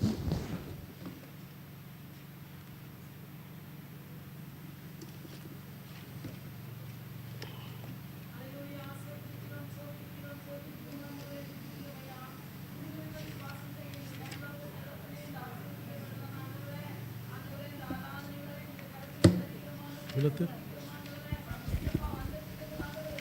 போகாதபடி ராஜா உம்முடைய பிரசன்னத்தினால ஆண்டவரே பிள்ளைகளை மூடி மறைக்கும்படியா ஜெபிக்கிறோம் ஆண்டவரே. பேசுகிற மகனை ஆண்டவரை மறைத்து நீர் வெளிப்படும்படியா ஜெபிக்கிறோம் ஆண்டவரே. அப்பா பேசுகிற ஒவ்வொரு வார்த்தையும் ஆண்டவரே எங்களுக்கு பிரயோஜனம் உள்ளதாய் நீ மாற்றி தரும்படியா ஜெபிக்கிறோம் ஆண்டவரே. கேட்கிற வண்ணமாய் போகாதபடி ராஜா, கேட்டு விட்டு விடாதபடி ராஜா, அதன்படி நடக்கிறவர்களை ஒவ்வொரு பிள்ளைகளை நீ மாற்றும்படியா ஜெபிக்கிறோம் ஆண்டவரே. தேவன் தாமே பேசும்படியா ஜெபிக்கிறோம் ஆண்டவரே. தொடக்க முதல் முடிவு வரை உம்முடைய கரத்தில் தருகிறோம். இயேசுவின் மூலம் ஜெபங்கள் நல்ல பிதாவே. ஆமென். தேங்க்யூ. கர்த்தருக்கு ஸ்தோத்திரம். ஜெபித்தவங்களுக்கு நன்றி செலுத்துகிறேன். ஒரு சின்ன அறிவிப்பு நான் சொல்ல மறந்துட்டேன். தம்பி சார்லஸ் அவங்க சொல்லணுன்ட்டு இருந்தாங்க, மறந்துட்டு, சாரி மகன். பாஸ்டர் சார்லஸு ஏதோ அறிவிப்பு சொல்லணுன்ட்டு இருந்தாங்க, ஞாபகப்படுத்தல. அதுக்கு முன்னாடி நான் சிஸ்டர் நீங்கள் தயவுசெய்து எனக்காக எந்திரிச்சு நிற்க கேட்குறேன். உங்களை தாங்க. சங்கீதா சிஸ்டர். இவங்களை சில பேருக்கு தெரியுமா தெரியாது, எனக்கு நல்லா தெரியும். அப்படியே கொஞ்சம் அவங்க ரொட்டேஷன் பண்ணி காட்டுங்க. இவங்க தான் திருமுகத்தை பார்ப்பது போல் பார்க்குறீங்க இருக்கட்டும். இவங்க வேறு யாரும் இல்லை, ஒரு நல்ல பெரிய சபை, தலைமை சபையில் வந்து ஒரு நல்ல சண்டே கிளாஸ் டீச்சர். என்னுடைய மகனும் அவங்களுக்கு சண்டே கிளாஸ் டீச்சர் அவங்களுக்கு. சரிங்களா, கரங்களை தட்டி நன்றி செலுத்துவோம். இன்றைக்கு நம்ம மத்தியில் வந்திருக்காங்க. ஒரு பெரிய அவங்க சபைக்கு போயிட்டுருக்கிறாங்க. இன்றைக்கு கெஸ்ட்டாக நமக்கு வந்திருக்கிறாங்க பாஸ்டர் அம்மாவோட இணைந்து. அதனால் மீண்டும் ஒரு விஷயம் கரங்களை தட்டி நம்ம நன்றி சொல்லுவோம். அவங்க ஏன்னா நாங்களாம் ஒரே டீமாக இருந்தோம். நாங்கள் ஆராதனை டீம், அவங்க சண்டே கிளாஸ் டீம். தம்பி பாஸ்டர் வினோத்குமாரும் ப்ளஸ் ஜெனிஃபர் எல்லாம் அவங்களுடைய சண்டே கிளாஸ் டீச்சர். அவங்க தான் கருத்தவர்கள். இன்றைக்கி அவங்க ஊழியக்காரெல்லாம் மாற்றிருக்காங்க. பாருங்கள், ஒரு சண்டே கிளாஸ் டீச்சர் நிமித்தமாய் அந்த பிள்ளைகள் ஊழியக்காரராக கருத்தர் மாற்றுங்கன்னா உண்மையே மிகப்பெரிய ஒரு பெரிய ஊழியம். எங்களை காட்டில் அவங்களுக்கு தான் பெரிய ஊழியம். கருத்தவர்களை ஆசீர்வதிப்பார். God bless you. இப்பொழுது கருத்துடைய வார்த்தைக்கு நேராய் இப்போதுக்கு முன்பாக தம்பி சார்லஸ், ஏன்னா அடிக்கடி மறந்துடுவேன். கர்த்தருடைய நாமம் மகிமைப்படுவதாக. வருகிற 2ஆம் தேதி கம்யூனியன் சர்வீஸில் நம்முடைய பையனுக்கு பெயர் சூட்டு விழா வச்சுருக்கிறோம், பிரதிஷ்டை செய்ய போகிறோம். அதனால் எல்லோரும் கண்டிப்பாக நீங்கள் என்ன செய்யணுன்னா, இந்த திருச்சபையில் வந்து என் மகனை நீங்கள் ஆசீர்வதிக்கும்போது கேட்டுக்கொள்கிறேன். குறிப்பாக இன்றைக்கி நான் நினைத்து கூட பார்த்து ஆச்சரியமாக இருக்குது. என்னன்னா, என்னுடைய டீச்சர் வந்து இருக்கிறாங்க. ரொம்ப நான் சந்தோஷப்படுறேன். அக்கா, நீங்களும் கண்டிப்பாக நீங்கள் வருகிற வாரத்தில் நீங்கள் வந்து தம்பியை ப்ளஸ் பண்ணும். உங்களுடைய ஆசீர்வாதமும் எனக்கு தேவை. இன்றைக்கி நீங்கள் என்னை நடத்தினால தான் இன்றைக்கி நான் ஒரு ஊழியக்காரனாக இருக்கிறேன். அதே போல் என் பையனுடைய ஆசீர்வாதமும் உங்களுடைய ஆசீர்வாதம் மிகவும் பெரியதாய் காணப்படும். அதனால் நீ கண்டிப்பாக வாங்கக்கா, சரிங்களா? யாரும் கோச்சிக்காதீங்க. நான் வீட்டில் வந்து உங்களால் பேச முடியல, ஃபோன் பண்ணி எல்லாருக்கும் தனித்தனியாக பேச முடியாது. ஏன்னா நிறைய வேலைகள் இருக்கிறதுனால நான் இங்கேயே சொல்கிறேன். அதனால் எல்லோரும் கண்டிப்பாக குடும்பமாக வந்து தம்பியை நீங்கள் என்ன செய்யணும், ப்ளஸ் பண்ணுமாறு நான் கேட்டுக்கொள்கிறேன். ஆமே. நன்றி. இன்றைக்கி ஒரு நாள் தான் இருக்குது, நாளைக்கு ஒரு நாள் தான் இருக்குது. மிக சந்தோஷத்தில் இருக்கிற பிள்ளை கூட்டிகிட்டு வரணுன்னு. சரி, அவங்க சேலம் ராபர்ட் சிங் பாஸ்டர் இருக்கிறாங்க, உடன் ஊழியர் அவங்க. அதே போல் டாக்டர் சிஸ்டர் வந்திருக்கிறாங்க. கர்த்தருக்கு ஸ்தோத்திரம். சரண்யா பாம்பேலேருந்து வந்திருக்கிறீங்களா? ரைட்டு, லீவில் வந்திருக்கிறாங்க. நீங்களும் எழுதி நிற்க உங்களை கனப்படுத்த விரும்புகிறோம். இவங்க சரண்யா செல்வியோட மகள். இவங்களுக்காக டாக்டர் சீட்டுக்காக பல நாட்கள் ஜெபம் பண்ணோம். ஆனால் மிகுந்த போராட்டத்தின் மத்தியில் கர்த்தர் கொடுப்பார், கண்டிப்பாக உங்களுக்கு வாக்கியம் செய்வார்னு சொன்னோம். அதனால் சொல்லி ஜெபம் பண்ண அடுத்த டைம் பார்த்தீங்கன்னா உங்களுக்கு பாம்பேயில் நல்ல சீட் கிடச்சிது. இப்போது அவங்க லீவில் வந்திருக்கிறாங்க.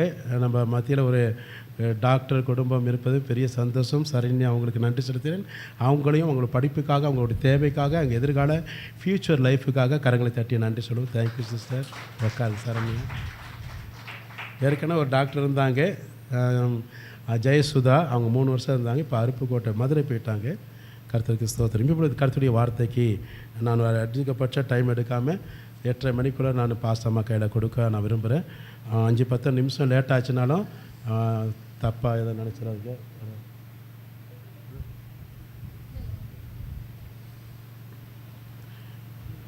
ஆண்டுடைய நாமத்துக்கு மகிமை உண்டாகட்டும்.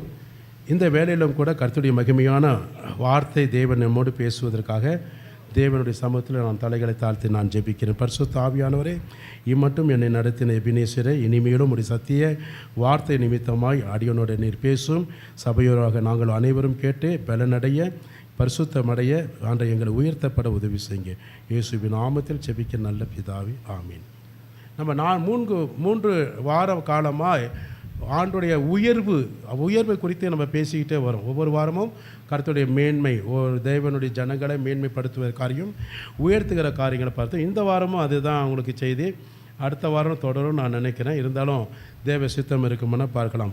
இப்போ இன்றைக்கு உயர்வு நிமித்தமாக அநேக ஜனங்களுடைய வாழ்க்கையில் பார்த்துட்டு சில பேர் சந்தோஷப்படுவாங்க, சில பேர் பார்த்துட்டீங்கன்னா பொறாமைப்படுவாங்க, சில பேர் பார்த்தோன்னா வயிற்றுச்சல் படுவாங்க. இதெல்லாம் நடக்குமா இருக்காதா? வீட்டாரே சத்துரு சொல்லவே கூடாது. நம்ம வீட்லேயும் கூட அவங்க அப்படிப்பட்டவங்க இருப்பாங்க இல்லையா? அப்போ நம்மளோட ஒரு கர்த்தர் நம்மளை மேன்மைப்படுத்துகிறார்னா, உயர்த்துகிறார்னா, சில பேர் ரொம்ப சந்தோஷப்படுவாங்க. ஆவிக்குரியவர்கள், பரிசுத்த ஆவியானவருக்குள் இருக்கிறவர்கள் சந்தோஷப்படுவாங்க.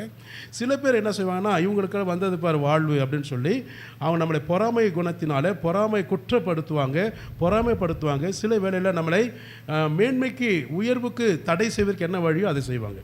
இன்றைக்கு உலகத்தில் எல்லாருமே அப்படி தான் இருக்கிறாங்க. சபை மட்டுமல்ல, சில ஊழியக்காரர்கள் கூட அப்படி இருக்கலாம். நான் உங்களுக்கு பேச நான் தகுதி அல்ல, இருந்தாலும் அப்படி அவங்க உண்மையை சொல்கிறது நமக்கு நல்லது தான்.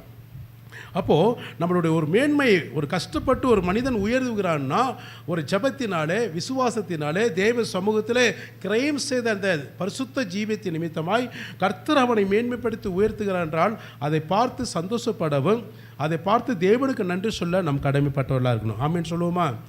ஆனால் அவர்களை குறித்து பொறாமைப்படவோ, வைத்தறிச்சல் படவோ, குற்றம் சாட்டப்படவோ கூடாது. அது அந்த அப்படிப்பட்ட ஆவி இருக்குமானால் நமக்குள்ள ஆவியானவர் கிரிகை செய்ய மாட்டார்.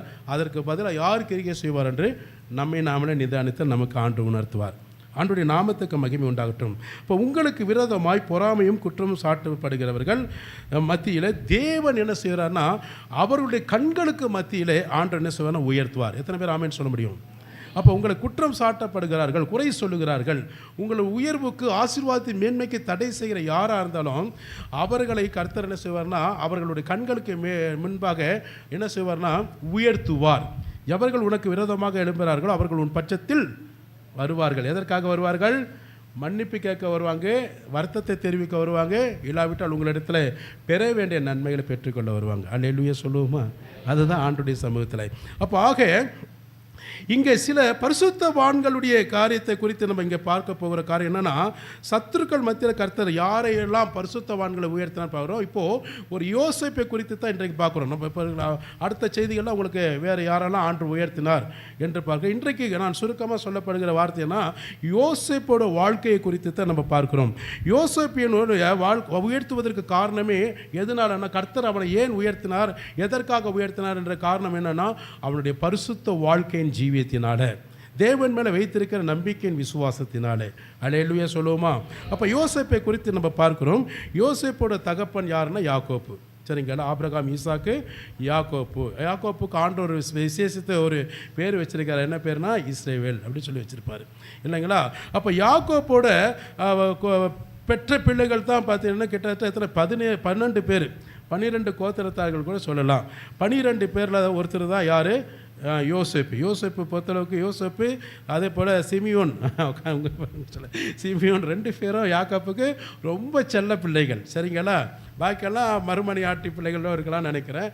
அப்போ ஆக ரொம்ப செல்ல பிள்ளைகள். ஆனால் யோசேப்பு மேலே கர்த்தர் அதிகமாக என்ன செய்வார்? செல்லமாக அவரை என்ன செய்வார்? வளர்ப்பார். ஆனால் அது அவரை நடத்துவார் பெற்ற தகப்பன் யாக்கோப்பு.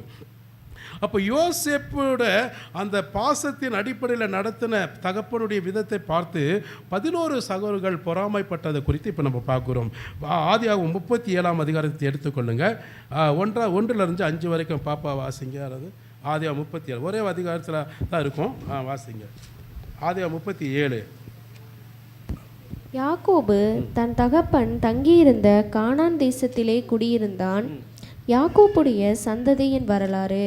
யோசேப்பு 17 வயதிலே தன் சகோதரனுடனே ஆடுகளை மேய்த்து கொண்டிருந்தான். அந்த இளைஞன் பில்கால் சில்பால் என்னும் தன் தகப்பனுடைய மறுமனையாட்டிகளின் குமாரரோடே இருந்து அவர்களுடைய துர்மார்க்கத்தனத்தை தன் தகப்பனுக்கு சொல்லி வருவான். அப்போ யாக்கோப்போட மகனாகிய யோசேப்பு என்ன சொன்னா, தன்னுடைய மறுமணி, அதை யாக்கோப்போட மறுமணி ஆட்டிகள் இல்லையா, செகண்ட் ஒய்ஃப்லாம் சொல்லுவாங்க இல்லையா, அவங்களுடைய பிள்ளைகள் பெற்ற பிள்ளைகள் தான் இந்த 10 பேர். அவங்க சில சமயம் கர்த்தருடைய வசனத்துக்கு மாறாய், கர்த்தருடைய உபதேசத்துக்கு மாறாய், கர்த்தருடைய இருதயத்துக்கு மாறாய் சில துன்மார்க்கமாய் தீய பழக்க வழக்கங்கள்லாம் இருப்பாங்க வச்சுங்களேன். இந்த காரியங்கள் யோசேப்பை பார்த்தோன்னா அவனோட மனம் ஏற்றுக்கொள்ளவில்லை. தன்னுடைய சகோதரர்கள் இப்படிப்பட்ட ஒரு சூழ்நிலையில் தவறு செய்வது எந்த தம்பி அண்ணனுக்கும் பிடிக்காதுதான். அதனால் இவர்களை சீர்படுத்துவதற்கும் தகுதிப்படுத்துவதற்கும் பலப்படுத்துவதற்கும் கர்த்தருக்கு ஏற்ற நம்மை போல ஒரு சாட்சி பெற்ற பிள்ளைகளாக சகோதரர்களாக வாழ்வதற்காக தன்னுடைய இவன் மற்ற பிள்ளைகளுக்கு அந்த சகோதரருக்கு புத்தி சொன்ன கேட்பாங்களா? கேட்க மாட்டாங்க. அதான் இன்றைக்கு உலகம். அன்றைக்கு அப்படி தான், இப்பயும் அப்படி தான். ஆக என்ன செஞ்சால் தன்னுடைய தகப்பன் இடத்துல போனால் ஐயப்படுவார்கள், பயப்படுவார்கள் என்று சில வேளையில் அவங்க தவறு செய்யும்போது தன்னுடைய தகப்பன் யாக்கோப்பிட்ட போய் இந்த யோசேப்பு போய் அவருடைய தவறுகளை என்ன சொல்ல சுட்டி காட்டுவான். சரிங்களா? அடுத்தது வாசிமா. இஸ்ரவேலின் முதிர் வயதிலே யோசேப்பு தனக்கு பிறந்ததினாலே இஸ்ரவேல் தன் குமாரர் எல்லாரிலும் அவனை அதிகமாய் நேசித்து அவனுக்கு பல வருணமான அங்கியை செய்வித்தான். அப்ப இஸ்ரவேல் முதிர் வயதான அது யோசேப்பு இருக்கக்கூடிய காலங்களிலே தனக்கு பிறந்த குமாரர்களை பார்த்தீங்கன்னா மூத்த குமாரன் கொஞ்சம் என்னது யாரு எல்லாரிலும் அவனை அதிகமாக நேசித்தார். யார்? யாக்கோப்பு நேசித்தா பார்க்குறோம். அவனுக்கு 10 மகன்களை காட்டிலும் அதிகமாக விலையுயர்ந்த என்னது அவனுக்கு அங்கிகளை அதை போட்டுக்கொள்ளுற வஸ்திரங்களை யாக்கோப்பு என்ன செய்வப்பில் மகனுக்கு கொடுத்துவான். அவன் அதிகமாக செல்லமாக நேசித்து வருவதை அவன் பார்க்க யார் மற்ற சகோதரர்கள் பார்க்கிறார்கள். அதே போல யோசேப்புக்கு யாக்கோப்பு அந்த காரியத்தை செய்கிறான். அதிகமாக மகனுக்கு அந்த காரியத்தை மூத்த மகனுக்கு செய்கிறார். அடுத்த வாசிப்போம். அவனுடைய சகோதரர் எல்லாரிலும் அவனை தங்கள் தகப்பன் அதிகமாய் நேசிக்கிறதை அவன் சகோதரர் கண்டபோது அவனோட பட்சமாய் பேசாமல் அவனை பகைத்தார்கள். அப்போ பார்த்துட்டீங்கன்னா அதிகம் அந்த சகோதரர்கள் எல்லாருன்னா இப்போ இந்த அளவுக்கு தகப்பன் நம்மை காட்டிலும் அவனுக்கு மட்டும் செய்கிறாரு என்று சொல்லி தகப்பனை கிட்ட அவங்க போய் சொல்ல முடியாது. ஆக என்ன செய்யறான்னா இவனுக்கு வந்த வாழ்வு பாருடா, இவனை பாப்பா எந்த அளவுக்கு உயர்த்துறாரு, என் தகப்பன் எங்களுக்கு உதவி செய்யாமல் இவனுக்கு நல்ல ஆசீர்வாதமாக எல்லா காரியத்தையும் வாங்கி கொடுக்கிறாரு செய்கிறான்னு சொல்லி இந்த 10 சகோதரர்கள் 11 சகோதரர்கள் கூட சொல்லலாம், பென்யமீனும் சேர்ந்து தான். ஆனால் 11 சகோதரர்கள் என்னதுன்னா யோசேப்புக்கு விரோதமாக என்ன செஞ்சாங்கன்னா பொறாமை பகைத்தார்கள். இப்போ புரியுதுங்களா? பகை ஏற்படுகிறது. அடுத்தது வாசிங்க. யோசேப்பு ஒரு சொப்பனம் கண்டு அதை தன் சகோதரருக்கு அறிவித்தான். அது நிமித்தம் அவனை இன்னும் அதிகமாய் பகைத்தார்கள். மற்றதெல்லாம் நான் அப்படியே சொல்லிட்டு வர கொஞ்சம் மேலோட்டமாக சொல்கிறேன், நீங்கள் வீட்டில் வாசித்துக் கொள்ளுங்கள். அப்போது யோசேப்பு பொறுத்தளவுக்கு ஆண்டோடைய சமூகத்தில் அவன் உயர்த்தப்படும் போது யோசேப்புக்கு ஒரு சொப்பனக்காரன் என்று இவர்கள் என்ன செய்ய ஒரு பெயர் சூட்டப்பட்டது. யாக்கோப்போடு மகனாக யோசேப்புக்கு கர்த்தர் அவன் மேலேயும் பிரியமாக இருந்தது மட்டும் இல்லாமல் அவனுக்கு சொப்பனத்தின் வெளிப்பாடுகளை கொடுக்கிற ஒரு தரிசனத்தை கொடுத்திருக்கிறார். நமக்கு ஆவிக்குரிய தரிசனங்கள் எவ்வளோ இருக்குது, வரங்கள் இருக்குது, வல்லமைகள் இருந்தாலும் யோசேப்புக்கு பொறுத்தளவுக்கு கர்த்தர் கொடுக்கிற சொப்பனத்தில் ஒரு வெளிப்பாடு, தீர்க்க தரிசன வெளிப்பாடை அவனுக்கு ஒரு விசேஷித்த வெளிப்பாடுகள் ஒரு ஆவியை அந்த தரிசனத்தை யோசேப்புக்கு மாத்திரம் கர்த்தர் கொடுக்கிறார். ஏன் கொடுக்குறேன்னா யோசேப்பு துன்மார்க்க வழியில் நடக்கலை, தன்னுடைய தகப்பனுக்கும் அழைத்த தேவனுக்கும் பிரியமானவன் இருந்ததுனால தான் கர்த்தர் அந்த வல்லமையை அந்த தரிசனத்தை கொடுக்கிறார். ஆக யோசேப்பு என்ன சொல்கிற ஒரு சொப்பனத்தை பார்க்கிறார். அந்த சொப்பனத்தில் பார்த்துட்டிங்கன்னா என்ன சொல்கிற அப்படின்னா இப்படி அந்த அரிகள் இருக்கிறது. அந்த அரிகள் யாருன்னா சகோதரர்கள். நீங்கள்லாம் என்ன செய்வீங்க, ஒரு நாள் பொதுவாக நான் சொல்கிறேன்னே, நீங்கள்லாம் ஒரு நாள் என்ன செய்வீங்கன்னா என் காலில் விழுந்து நமஸ்கரிப்பீங்க, என்னை வணங்குவீங்க. கர்த்தர் என்னை உங்களை ஆசீர்வதிக்கிற அளவுக்கு என்னை உயர்த்தி வைப்பார். நீங்கள் எல்லாரும் சேர்ந்து என்ன செய்வீங்க, என் காலில் விழுந்து நமஸ்கரிப்பீங்க, பணிந்து கொள்வீங்க. இது மாத்திரம் இல்லாமல் சூரியன் சந்திரன் சொன்ன அப்பா அம்மா யாக்கோப்போட ஒய்ஃபு வச்சிங்களேன், அவர்களும் என்னை பின்பற்றுவார்கள், வணங்குவார் சொன்னோன்னே அவருக்கு கடிந்து கொண்டார். அப்பா என்னடா நீ கெட்டக்கு நான் உன் காலில் விழுந்து ஆசீர்வதி வாங்கணுமா, உன்னை பின்பற்ற வேண்டுமா, நீ என்னை ஆசீர்வதிக்க முடியாத அளவுக்கு உன்னை அந்த அளவுக்கு பெரிய ஆளான்னு சொல்லி அவரும் என்ன செஞ்சார், மிகுந்த டென்ஷன் ஆனார் தான். ஆனால் அதுக்கப்புறம் அவர் கண்டுக்கலை. ஆனால் இப்படிப்பட்ட ஒரு சூழ்நிலை இருக்கும்போது என்னாச்சுன்னா கடைசியில் அந்த சகோதரர்கள் ஒரு நாள் என்னாச்சுன்னா ஆடு மேய்க்கிறதுக்காக புறப்பட்டு போகிறாங்க. அவங்க ஆடு மேய்க்கிற தொழில் தான் அந்த நாட்களிலே. எகிப்தியும் போய் அங்கே தான் அதை செஞ்சாங்க யோசேப்போட காலத்தில் கூட. ஆனால் அங்கே ஆடு மேய்க்கிற இருக்கும்போது அப்பா என்ன சொல்கிறாரு, டேய் தம்பிகள்லாம் போய் ஆடு மேய்க்க போயிருக்கிறாங்க எல்லாருமே, நீ போய் அவங்க நல்லா சேமமாக இருக்கிறாங்களா நல்லா இருக்கிறாங்களா போய் விசாரித்துட்டு வாடா அப்படின்னு சொல்லி அனுப்புகிறாரு. அப்போ விசாரிச்சுட்டு வாடான்னு போய் அனுப்பும்போது இவன் என்ன சார் சந்தோஷமாக போகிறான். வழிகளில் பார்த்தா வழி தெரியாமல் அவங்க இப்படி பிராக் பண்ணிட்டு எங்கடா போகிறாங்க, எங்கே இருக்கிறாங்க தகவல்கள் காணுன்னு சொல்லி மிகுந்த ஆவலாய் போகிறான். போகும்போது பார்த்தீங்கன்னா அங்கே வழி அருக ஒருத்தன் பார்க்குறான், என்னப்பா ஏதோ பிராக் பார்த்துட்டு இருக்க, யாரை தேடுகிறாயா அப்படின்னு. இப்படி தான் என்னுடைய சகோதரர்களை தேடுகிறேன், இங்கே தான் ஆடு மேய்ச்சிட்டு இருப்பான்னு நினச்சிட்டு வந்தேன், தேடுகிறேன் காணுன்னு சொன்னால் அது இங்கே இல்லை அங்கே போயிருப்பாங்கன்னு. உடனே அந்த இடத்துக்கு அவன் போகும்போது அந்த இடத்த கண்டுபிடித்து போகும்போது உடனே 11 சகோதரர்கள் அவனை பார்த்துடுறாங்க. இந்த வராண்டா சொப்பனக்காரன் வராண்டா, என்னக்காரன் எங்கள் அப்பா அதிகமாக என்னை பணக்காரன்னு சொல்லுவாப்புல. அது இப்போ அந்த மாதிரி வச்சுங்களேன், இப்போ தான் ஞாபகம் வருது. சரி, என்னை இப்போ குடும்பத்தை பற்றி பேச வரல, அது ஒரு ஞாபகம் வந்ததுனால சொல்கிறேன். அதிகமாக எங்கள் அப்பா என்னை கூப்பிடுறது பேர் சொல்லி கொள்ள மாட்டேன், பணக்காரன் வரான்னு சொல்லுவாங்க. அவருக்கு ஒரு சந்தோஷம். சரி இருக்கட்டும். அதே மாதிரி இந்த சொப்பனக்காரன் இவனுக்கு ஒரு பேர் வச்சுருக்கிறாங்க சகோதரர்கள். என்ன பேர்? சொப்பனக்காரன் வரான். இவனை சும்மா விடக்கூடாது. என்ன செய்யணும், இவன் காலில் நம்ம உளுந்து வணங்கி ஆசீர்வாதம் பெற அளவுக்கு ஒரு பெரிய ஆளா இவனை உயிரோடு இருந்தால் தானே இவன் நம்ம ஆசீர்வாதிக்கணும், நம்ம ஆசீர்வாதம் பெறணும். இவனை போட்டு தள்ளிட்டா என்ன செய்ய முடியும்? ஒன்றும் பண்ண முடியாது இல்லையன்றனால இவங்க என்ன செஞ்சாங்கன்னா வரட்டும்னு சொல்லிட்டு அவனை என்ன செஞ்சாங்க, கிட்ட வந்தவொடனே இவன் சந்தோஷமாக போய் தகவல்கள் விசாரிக்க போயிருக்கான். போனோடனே கிட்ட வந்தோடனே என்ன செஞ்சாப்புல அவனை போட்டு திருப்பாங்கன்னு நினைக்கிறேன், அடி பிசரை கிளப்பிருப்பாங்க. அடித்த பிறகு என்ன செஞ்சாங்க, இவனை என்னது மர்டர் பண்ணணும் அப்படின்னு சொல்லி ஒரு தீர்மானம் எடுக்கும்போது இவனை என்ன செய்கிறான்னா அந்த நிலைமைக்கு வரும்போது ரூபன் ஒருத்தன் இருக்கிறான். ரூபன் அந்த 11 சகோதரில் ரூபன் ஒரு தம்பி இருப்பாப்புல. அந்த அவர் என்ன செய்கிறப்ப, டே வேண்டாடா, அவனோட ரத்த பலி நமக்கு வேண்டாம், ஆண்டுக்கு நம்ம கணக்கு கொடுத்தாகணும், இந்த பாவத்தை நம்ம செய்யக்கூடாது, அதனால் என்ன செய்யலாம், இவனை இந்த குழியில் தள்ளிடலான்டா அப்படின்னாங்க. அப்போ அங்கே ஒரு பெரிய குழி இருக்கும்போது அவனை அந்த குழியில் போய் இவனை என்ன செய்கிறாங்க, யோசேப்பை உள்ளே தள்ளிடுறாங்க. தள்ளிட்ட பிறகு என்ன செய்கிறாங்கன்னா இவனோட சட்டையில் உரிச்சிடுறாங்க. அது மாதிரி சட்டையெல்லாம் அங்கேயெல்லாம் என்ன சார் எடுத்துடுறாங்க. எடுத்தோடனே என்ன சொன்ன, அப்பா கிட்ட என்ன போய் தீர்மானம் சொன்னோம், இவனை ஒரு மிருகம், துஷ்ட மிருகம் கொன்றுச்சு, இவன் செத்துட்டான் அப்படின்னு அவர்கிட்ட சொல்லிடலாம் அப்படின்னு சொல்லிட்டு இவனுக்கு தீர்மானம் பண்ணி அவன் சட்டையில் உரித்து வெறுவோட போட உள்ள தூக்கி போட்டிருப்பாங்கன்றது தான் நான் நினைக்கிறேன். அப்போ அந்த சமயத்தில் இருக்கும்போது பார்த்துட்டிங்கன்னா இஸ்மவேலர்கள் அந்த பகுதியில் வியாபாரத்துக்காக எகிப்து தேசத்துக்கு போவாங்க. இஸ்மவேலர்கள் எகிப்து தேசத்துக்கு அந்த வாசனை திரவியங்கள் சொல்லுவாங்க, சென்ட், நம்ம அடிக்கலாம் சென்ட் அடிக்கலாம், அந்த மாதிரி வாசனை திரவியங்கள் அவங்க வியாபாரத்துக்காக நோக்கத்திற்காக ஒரு சில இஸ்மவேலர்கள் என்ன செஞ்சாங்கன்னா அவங்க இந்த யோசேப்பு குழியில் தன் அந்த வழியாக அவங்க எகிப்து தேசத்துக்கு புறப்பட்டு போகிற சமயத்தில் உடனே இவங்களுக்குள்ள ஒரு தீர்மானம் எடுக்கிறார், டே வேண்டாடா, இவனை இப்படிட்டு போனால் நல்லா இருக்காது, இவன் பாவம் செத்து போயிட்டு அவன் ரத்த பலி நமக்கு இப்போ ஆண்டு கணக்கு கொடுக்கணும், இவன் வேண்டாம், இவன் பொழைச்சிட்டு போகிறான், எங்கேயோ போய் தொலைஞ்சு போகிறான்னு சொல்லிட்டு இஸ்மவேலரை கூப்பிட்டு வந்து, டே இங்கே வாங்க ஐயா, ஒரு தம்பி என் தம்பி இருக்கிறப்பல இவனை என்ன செய்கிறேன், ஒரு 20 வெள்ளி காசுக்கு நான் உங்களுக்கு கொடுத்தேன், இவனை கொண்டுட்டு போயிடுங்க அப்படின்னு வித்துறாங்க. அந்த இதுலேயும் எங்கள் அப்பாவும் அப்படி தான், என்னை பல இடங்களில் விற்றுட்டு காசை வாங்கிட்டு வந்து, அதை நான் உங்களுக்கு ஏற்கனவே சொல்லியிருக்கிறேன், அந்த கேஸ்லேயும் நான் ஒரு ஆள் தான். அப்போ என்ன செய்ய வித்துடுறாங்க. அப்போ இஸ்மவேலுக்கு 20 வெள்ளி காசுக்கு விற்று பிறகு அவன் என்ன செய்றான், போத்திபார், எகிப்து தேசத்துக்கு போனோன்னா போத்திபார் என்ற ஒரு மனிதன் இருக்கிறான், ராஜாவோட அடுத்த கஸ்டடியில் இருக்கிறான். அவனோட வீட்டில் இவனுக்கு என்னது, அவன் இவனை இஸ்மவேலிடத்தில் விலைக்கு வாங்கிடுறான்.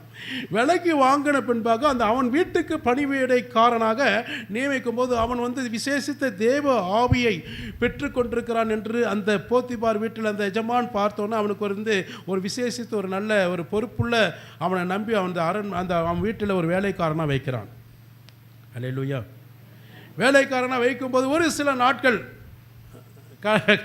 அதான் வசனத்தை சொன்ன லேட்டாக இருந்தால் அப்படி போகிறோம், ஒரு சில நாட்கள் அந்த எஜமான் என்ன செய்கிற அப்படின்னா உடனே, ஏப்பா தம்பி வீட்டுக்காரங்கெல்லாம் கொஞ்சம் பார்த்துக்க, நான் மனைவியை கூட நான் நம்பலை, சரி உங்ககிட்ட தான் சொல்கிறேன், ஏன்னா நீ பொறுப்புள்ளவன், நேர்மையானவன், பரிசுத்தம் உள்ளவன் சொல்லிட்டு நம்பி என்ன செய்யறேன்னா தன்னுடைய வீட்டுக்காரங்களெல்லாம் நான் தூர தேசத்துக்கு வெளியில் போகிறேன், நான் திரும்பி வர ஒரு சில நாட்கள் ஆகும், அதனால் என்னுடைய மனைவியும் ப்ளஸ் இந்த வீட்டுக்காரியத்தை நீ என்ன செய்யணும், நான் வரும் வரைக்கும் பொறுப்பாக பார்த்துக்க தம்பின்னு சொல்லி என்ன செய்கிறப்பில் யோசேப்புக்கிட்ட அந்த போத்திபார் என்ன செய்கிறான்னா அந்த எஜமான் வேலை கொடுத்த எஜமான் புறப்பட்டு போகிறான்.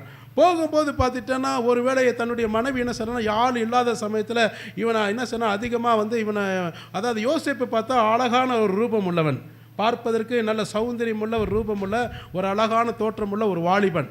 ஆனால் யோசேப்பு அப்பா கஸ்டடியில் இருக்கும்போது 17 வயசு அவனுக்கு. எத்தனை வயசு? தானியேலையும் பாபிலோன் தேசத்துக்கு அழைத்து போகும்போது அவனுக்கும் 17 வயசு தான், சரிங்களா? அப்போ 17 வயசு நிரம்பினவன் அவன் தான். ஆனால் 40 வயசுல 30 வயசுல தான் அவன் திருமணமானது, அது இருக்கட்டும், அதை இப்போ நம்ம பேச வரலை. அப்போ எனவே அந்த போத்திபார் வெளியில் போனோடனே இவன் அரண்மனை தன்னுடைய வேலைகளை பொறுப்பாக கவனித்து கொண்டிருக்கிற வேலையில் என்னாச்சுன்னா போத்திபாரோட அந்த அந்த அந்த எஜமானோட மனைவி இவன் மேலே இச்சையின் ஆவிய நிமித்தமாக ஆசைப்படுகிறாள். சரிங்களா? அது விளக்கத்தை நான் சொல்ல வரல, புரிஞ்சுக்கிட்டீங்கன்னா புரிஞ்சிருப்பீங்க, எல்லாத்தையும் தெரியும். அப்போது ஆசைப்படும் போது இவனை தன்னுடைய சுய இச்சையின் நிமித்தமாக அனுபவித்து கொள்ள வேண்டும் என்று பல முறை அவள் தொந்தரவு பண்ணுகிறாள். அவன் அதை விட்டு விலகி போகிறத பார்க்குறான். ஒரு நாள் என்ன இப்படியே பார்த்து கொண்டிருக்கும் போது ஒரு நாள் என்ன செய்கிறான்னா ஆட்கள் இல்லாத நேரத்தில் சமயங்களை பார்த்துட்டு அவனை வலுக்கட்டாயமாக தன்னுடைய ஆடையை பிடிச்சி இழுத்து தன்னுடைய ஆசையை தீர்த்து கொள்வதற்காக யோசேப்பு என்ன செய்கிறார், பலவந்தப்படுத்துகிறாள். சரிங்களா? பலவந்தப்படுத்தும் போது யோசேப்பு சொல்லுகிறாள், என்னை அழைத்த எனக்கு இந்த வீட்டில் இவ்வளோ பெரிய வீட்டில் எவ்வளோ பெரிய பொறுப்புகள் கர்த்தர் எனக்கு கொடுத்திருக்கிறார். அதே போல் என் எஜமான், உங்கள் வீட்டுக்காரராக எஜமான் எனக்கு இவ்வளோ ஒரு என்னை நம்பி இவ்வளோ பெரிய பொறுப்புகளை கொடுத்திருக்கிறார். உங்களையும் பாதுகாக்கவும் இந்த வீட்டு காரியங்களையும் பாதுகாத்து நான் நிறைவேற்றி முடிப்பதற்கு என்னை நம்பி அவர் தூர தேசத்துக்கு போயிருக்கிறார். அப்படி இருக்கும்போது என் தேவனாக கர்த்தருக்கும் என் எஜமானுக்கும் இப்போ நான் பாவம் செய்வது எப்படி என்று சொல்லி தன்னுடைய அவன் அந்த இடத்தை அவளை விட்டு விலகி ஓடி போக முயற்சிக்கிறான். எதற்காக? தன்னுடைய பரிசுத்தத்தை காத்துக் கொள்வதற்கும் தேவனுக்கு முன்பாக பரிசுத்த வாழ்க்கை வாழ்வதற்கும். எஜமான் நம்பி கொண்டு கொடுத்திருக்கிற ஒரு உண்மையுள்ள மனுஷனாகவும் உக்கிரணக்காரனாய் பொறுப்புள்ளவனாய் தன்னுடைய எஜமானோட மனைவியும் அந்த வேலையும் காத்துக் கொள்வதற்காக அவன் பாரத்தோடு என்ன செய்ய தேவ சமூகத்தில் தன்னுடைய பரிசுத்தத்தை காத்துக் கொள்வதற்காக சாத்தான் பிடியிலிருந்து ஓடுகிறான். ஓடும்போது பார்த்துட்டிங்கன்னா மனைவி பார்க்க அவனோட ஆடையை பிடிச்சி கழட்டிடுறான். அவகிட்ட ஆடை மாட்டிச்சு. உடனே என்ன சார் ஒப்பாரி வைக்கிறா, ஆச்சா போச்சா கச்சான்னு சொல்லி. அப்போ புருஷன் வர வரைக்கும் காத்துட்ருக்கிறேன். உடனே செய்யலாவ புருஷன் வர வரைக்கும் காத்திருக்கிறான். புருஷன்காரன் வந்தோடனே இவனுக்கு மேலே குற்றம் சாட்டி எப்படா இவனை கொண்டு கூண்டில் தள்ளிடணும்னு சொல்லி என்ன செஞ்சாப்புல ஒரு தீர்மானம் எடுக்கிறாங்க. அப்போ என்ன ஆச்சுன்னா உடனே அப்போ புருஷன்காரன் வெளியே விதாசனத்தை திரும்பி வரும்போது உடனே இவன் ரிப்போர்ட் பண்ணுறான், குற்றம் சாட்டப்படுறா. இந்த அடிமை மனுஷனாகிவன் என்னை என்ன செய்கிறான், தவறாக பலவந்தப்படுத்தி என்னை இச்சைகளுக்கு அழைத்திருக்கான்னு சொன்னோன்னா எஜமானுக்கு எப்படி இருக்கும்? நம்பிக்கை துரோகம் மனுஷனே அப்படின்னு சொல்லி என்ன செஞ்சான், அவன் 4 எழுத்து உள்ளே கொண்டு போய் வச்சிட்டான். அங்கே சிறைச்சாலையில் வச்சுட்டாங்க. சிறைச்சாலையில் வச்சுட்டோன்னு பார்த்துட்டிங்கன்னா ஆண்டவர் சும்மா இருப்பாரா? ஆண்டவர் யார்? தப்பு பண்ணுறவங்களையும் நியாயம் தீர்ப்பார், பரிசுத்தவான்களுக்கு நீதி வழங்குவார். அல்லேலூயா சொல்லுவோமா? தப்பு பண்ணுறவங்களுக்கு நியாயம் விசாரிப்பார், பரிசுத்தவான்களுக்கு கர்த்தர் என்ன செய்வார்? நீதி வழங்குவார். அப்போ யோசேப்பு பரிசுத்தவான், தேவனுக்கு பயந்த மனுஷன், தன் எஜமானுக்கு பொறுப்புள்ள ஒரு உக்கிரணக்காரனாய் உண்மையாக இருந்தான். ஆனால் சிறைச்சாலை வாழ்க்கையில் அவன் இருக்கும்போது அவன் என்ன அங்கே சிறைச்சாலையில் இருக்கக்கூடிய அதிகாரிகளிட்ட சொப்பனத்தின் நிமித்தமாக தயவு பெற்றிருக்கிறான். அதே போல் சிறைச்சாலைகளுடைய தலைவனிடத்திலையும் கூட இவன் ஒரு முக்கியமான ஒரு பொறுப்புள்ள ஒரு ப்ரொமோஷன் அங்கேயும் அவனுக்கு கொடுக்கப்பட்டிருக்கிறது. அவன் சிறை கைதியாய் போட்டாலும் கூட அவனுடைய வாழ்க்கை பரிசுத்த வாழ்க்கை ஜீவியம் சொப்பனத்தின் அர்த்தங்கள் அங்கே உள்ளவர்களுக்கு சொன்ன பிறகு என்ன செய்யறனா, அந்த சிறைச்சாலை தலைவன் நிமித்தமாக கர்த்தர் தயவு கொடுத்து அந்த சிறைச்சாலையில் ஒரு மேல் ப்ரமோஷன் கொடுத்து வைக்கிறான். அல்லேலூயா. இதை நிமித்தமாக பார்த்துட்டீங்கன்னா கர்த்தர் என்ன செய்யறப்பனா, அவனும் ஒரு தேவ ஆவியானவர் கர்த்தராக இயேசு கிறிஸ்து அவனுக்குள் இருந்ததுனால அவன் ஒரு சில சொப்பனத்தை காண்கிறான். யார் காண்கிறான்னா, அந்த தேவ மனுஷன் காண்கிறான். நேபுகாத்நேச்சர் காண்கும்போது உடனே சொப்பனத்தின் அர்த்தத்தை சொல்வதற்கு யாருமே கிடையாது. உடனே என்ன சார், யோசேப்பு ஏற்கனவே எங்களுக்கு சொப்பனத்தை அறிவித்து அது பழித்தது நிறைவேறுன்னு சொன்னோன்னே அவனை உடனே ரிலீஃப் பண்ணி கொண்டு வராங்க, எங்கள் அரண்மனைக்கு கொண்டு வராங்க. அரண்மனைக்கு கொண்டு வந்த பிறகு என்ன செய்கிறாங்கன்னா, அவனை நல்லா சவரெல்லாம் பண்ணிவிட்டு நல்ல ஒரு ஸ்டிப்டாப்பான ஒரு நல்ல அங்கியை கொடுத்து அரண்மனைக்கு கொண்டு ராஜா சமூகத்தில் கொண்டு வந்தோன்னா ராஜா சொப்பனத்துக்கு அவன் அர்த்தம் சொல்லுகிறான். அர்த்தம் சொன்னா உடனே என்ன செய்யப்பல, ராஜா பார்த்துட்டேன்னா அவனுடைய சொப்பனத்தின் அர்த்தத்தின் நிமித்தமாகவும் அவனுடைய பரிசுத்த வாழ்க்கையின் ஜீவித்தின் நிமித்தமாகவும் தேவ பயத்தோடு வாழ்கிற அந்த காரியத்தின் நிமித்தமாகவும் அந்த தேசத்துக்கு ராஜாவுக்கு அடுத்தபடி அடிமை கைதியாய் சிறை கைதியாய் கொண்டு வரப்பட்ட அந்த பாபிலோன் எகிப்து தேசத்தில் அவன் எப்படிப்பட்டவனாக இருக்கான்? பெரிய சீமானாய் உயர்த்தப்பட்டான். கரங்களை தட்டி நன்றி சொல்லுவோமா? ஆதியாகமம் புஸ்தகத்தில் 41 அதிகாரத்தில் 41 44 வரைக்கும் வாசித்து நம்ம இதோட முடிப்போம். கரெக்டாக தயார் செய்யும். பின்னும் பார்வோன் யோசேப்பை நோக்கி, பார், எகிப்து தேசம் முழுமைக்கும் உன்னை அதிகாரி ஆக்கினேன் என்று சொல்லி. கரங்களை தட்டி நன்றி சொல்லுமா? யாருக்கு? யோசேப்புக்கு. அல்லேலூயா. பின்னும் பார்வோன் யோசேப்பை நோக்கி பார்த்து, பார், இந்த தேசத்தை பார்ப்பா, எல்லா மக்களை பாரு, உனக்கு எதிராக எவனெல்லாம் பேசினான் அவனையும் பார்த்துக்க, சேர்த்து பார்த்துக்க. பார், எகிப்து தேசம் முழுவதும் உன்னை அதிகாரி ஆக்கினான். அதான் உயர்வு. ஒரு தேவனுக்கு பிரியமாய் பரிசுத்தமாய் யார் உண்மையாக இருக்கிறார்களோ அந்த இடத்துல அந்த பகுதியில் கர்த்தர் அவனை எல்லா ஜனங்களுக்கும் பொறாமைக்காரன் வைத்தறிச்சலுக்கு உள்ள எல்லா மனுஷருக்கும் அவனை உயர்த்தி கர்த்தர் சொல்வார் மேன்மைப்படுத்த அவரால் ஆகும். அல்லேலூயா. எந்த மனுஷனையும் மேன்மைப்படுத்துவதற்கு உம்மால் ஆகும். கரங்களை தட்டி ஆண்டுக்கு நன்றி சொல்லுவோமா? அப்போ எகிப்து தேசத்தில் அவனை நான் அதிகாரி ஆக்கிறேன் என்று பார்வோன் யோசேப்பின் இடத்துல சொல்லுகிறான். அடுத்த வாசிங்க.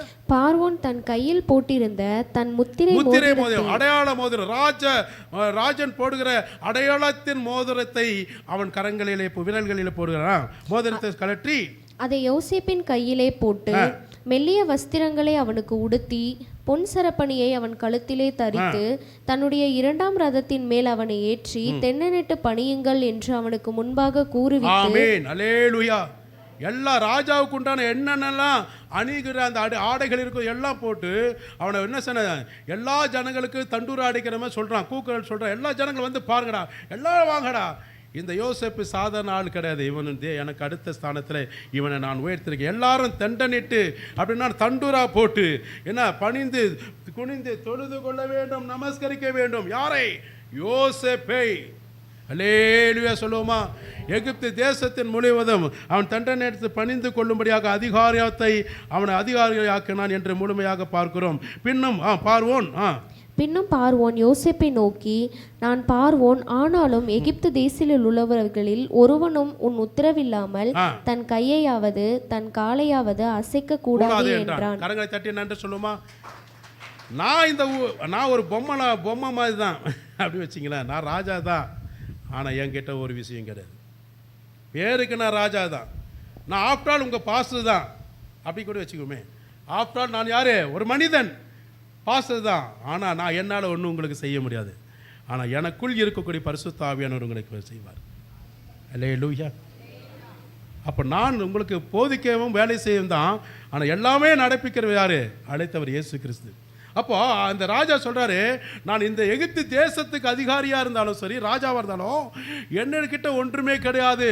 எனக்கு அடுத்தபடியாக இருக்கக்கூடிய இது யோசேப்பு தான் என்னது அடுத்த அதிகாரத்தை இவனுக்கு முழுமையாய் கொடுத்திருக்கிறேன்.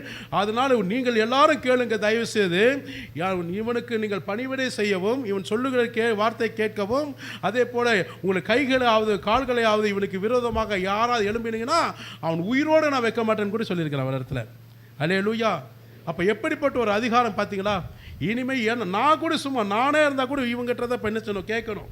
நீங்களும் அவங்ககிட்ட தான் கேட்கணும். அவனுடைய வார்த்தைக்கு மீறி, அவனுடைய செயல்களுக்கு மீறி, அந்த யோசேப்புடைய உத்தரவாதத்துக்கு மீறி நீங்கள் யாரும் என்ன செய்யக்கூடாது? அசைக்கக்கூடாது, எதிர்த்து நிற்கக்கூடாது, எதிர்த்து பேசக்கூடாது என்று சொல்லி அதிகாரப்பூர்வமாக அவனை எகிப்து தேசத்துக்கு உயர்த்தி கர்த்தர் அவனை மேன்மைப்படுத்தி ஒரு சிறந்த ஒரு அதிகாரியாய் கர்த்தர் அவனை உயர்த்தினார். இதை எதற்காக சொல்லுகிறேன்னா, இன்றைக்கு உங்கள் வாழ்க்கையில் கர்த்தர் ஏன் உங்களையும் உயர்த்துவதற்கு இன்றைக்கும் அவர் இருதயம் கர்ப்ப வேதனை துடித்து கொண்டு இருக்கிறது. நான் பொய் சொல்ல வரல. அவருடைய இருதயம் அந்த யோசேப்பு மட்டுமல்ல, யாரெல்லாம் அவருக்கு முன்பாக யோசேப்பை போல தன்னுடைய பரிசுத்த அலங்காரத்தோடு கர்த்தரை தொழுது கொள்கிறார்களோ, அவரை போல பரிசுத்தமாக இருக்க வேண்டும் என்று விரும்புகிறார்களோ, அவரை போல நான் மாற வேண்டும் இருக்க வேண்டும் என்று விரும்புகிறார்களோ, அந்த குடும்பத்தை, அந்த மனிதனை, அந்த யோசேப்பை காட்டிலும் மேன்மையான ஆசீர்வாதத்தை கர்த்தர் வைத்திருக்கிறார். இன்றைக்கு அதை தடை செய்கிற பொல்லாங்கனுக்கு இடம் கொடுத்தனால தான் இன்னைக்கு நிறைய பேர் என்ன இருக்கிறாங்க, இழந்து போன ஆசீர்வாதத்தை பெற முடியாமல் என்ன சொன்னாங்க, வேதனைப்பட்டு கொண்டிருக்கிறார்கள். அல்லேலூயா சொல்லுவோமா? ஆக அன்றைய நாமத்துக்கு மகிமை உண்டாகட்டும். இன்றைக்கு ஆண்டுடைய சமூகத்தில் ஒப்பு கொடுங்க. இயேசுவின் நாமத்தினால கண்களை மூடி ஒரு சின்ன ஜெபம் பண்ணுவோம். பரிசுத்த ஆவியானவரே, நீர் என்னோடு பேசுனதற்காக நன்றி அப்பா. இந்த சத்திய வார்த்தையில் உங்களுடைய பிள்ளைகளுக்கு ஆலோசனையாக கொடுக்கப்பட்டதுக்காக நன்றி. நாங்கள் வந்த வண்ணமாய் இங்கிருந்து போகக்கூடாது. யோசேப்பை போல ஒரு பாரமுள்ள மனுஷனாய், நல்ல ஒரு செபிக்கிற மனுஷனாய், தைரியமுள்ள மனுஷனாய், கர்த்தராக உமக்கு பிரியமான ஒரு பரிசுத்தமுள்ள ஒரு மனுஷனாய், உக்கிரணக்காரனாய் பொறுக்கொடுக்கப்பட்ட காலங்களிலே எங்கள் சபைக்கும் சபையோருக்கும் சபை போதகருக்கும் உமக்கு முன்பாக கொடுக்கப்பட்ட வேலைகளில் உக்கிரணக்காரனாய் இருந்து தேவ பயத்தோடு ஒவ்வொரு நாளும் நாங்கள் எங்கள் வாழ்நாள் முழுதும் கனிகொடுந்து மகிழும்படியாக நீர் கொடுக்கப்பட்ட வேலைகளை எங்கள் வாழ்நாள் முழுதும் சரியான பாதையில் நாங்கள் நடத்தி கொள்வதற்கு எங்களுக்கு ஞானமும் கிருபையும் பலனும் தாங்க. இயேசுவின் வல்லமையுள்ள நாமத்தில் ஜெபிக்கிறோம் நல்ல பிதாவே. ஆமென், ஆமென், ஆமென். கரங்களை தட்டி நன்றி சொல்லுவோம் கர்த்தர் நம்மோடு பேசுவதற்காக. ஹல்லேலூயா. கர்த்தருக்கு ஸ்தோத்திரம். ஆண்டுடைய நாமத்துக்கு மகிமை உண்டாகட்டும். இன்றைக்கு நமக்கு மதுரையா சிஸ்டர், நீங்கள் சந்திராமா சிஸ்டர் வந்திருக்கிறாங்க. திருச்சி, என் சொந்த ஊர் திருச்சி தான், சுப்பிரமணியபுரம். சரி இருக்கட்டும். ஆனால் நமக்கு எல்லாத்துக்கும் சொந்த ஊர் பரலோகம் தான். இருக்கட்டும். இப்பொழுது திருச்சி பகுதியிலேருந்து இவங்க ஏற்கனவே நம்ம சபைக்கு வந்திருக்கிறாங்க, 2 முறை வந்திருக்காங்க. எட்வர்ட் அவர் பைபிள் காலேஜில் ஒரு நல்ல ஒரு போஸ்ட்டில் இருக்கக்கூடியவர். அதுவும் இல்லாமல் அவர் எனக்கு பைபிள் டீச்சராக இருந்தவர் தான். சரிங்களா, மதுரையில். அதனால் ஒரு நல்ல ஒரு தேவ குடும்பம், தேவ சன்னிதானத்தில் தேவனுக்காக சேவை செய்கிற ஒரு நல்ல குடும்பம். இன்றைக்கு அவங்க புதியதாக அவங்களுடைய சொந்த பந்தங்களுக்கு இந்த நம்ம சபைக்கு ஆத்துமாக்களை கொண்டு வந்திருக்காங்க. அதுக்கு முன்னாடி புதிய குடும்பம் ஒரு 3 பேர் வந்திருக்கிறாங்க. கர்த்தருக்கு ஸ்தோத்திரம். இன்றைக்கு சபையில் அவங்களுக்கும் நான் நன்றி செலுத்துகிறேன். இப்பொழுது நமக்கு நேற்று தினத்தில் வரேன்னு சொன்னோன்னே நீங்கள் செய்தி கொடுக்கணும்னு சொன்னால் அவங்க பதில் கொடுக்கல, இல்லாட்டி அவங்க தான் செய்தி கொடுத்துருக்கணும்.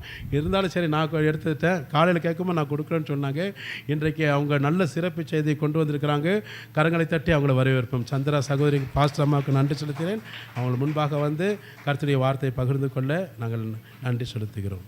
மீண்டும் ஒரு விசை கரங்களை தட்டி நன்றி சொல்லுவோம். Thank you sir. மைக் அப்படியே இருக்கட்டும், கையில் கொடுக்கணும்.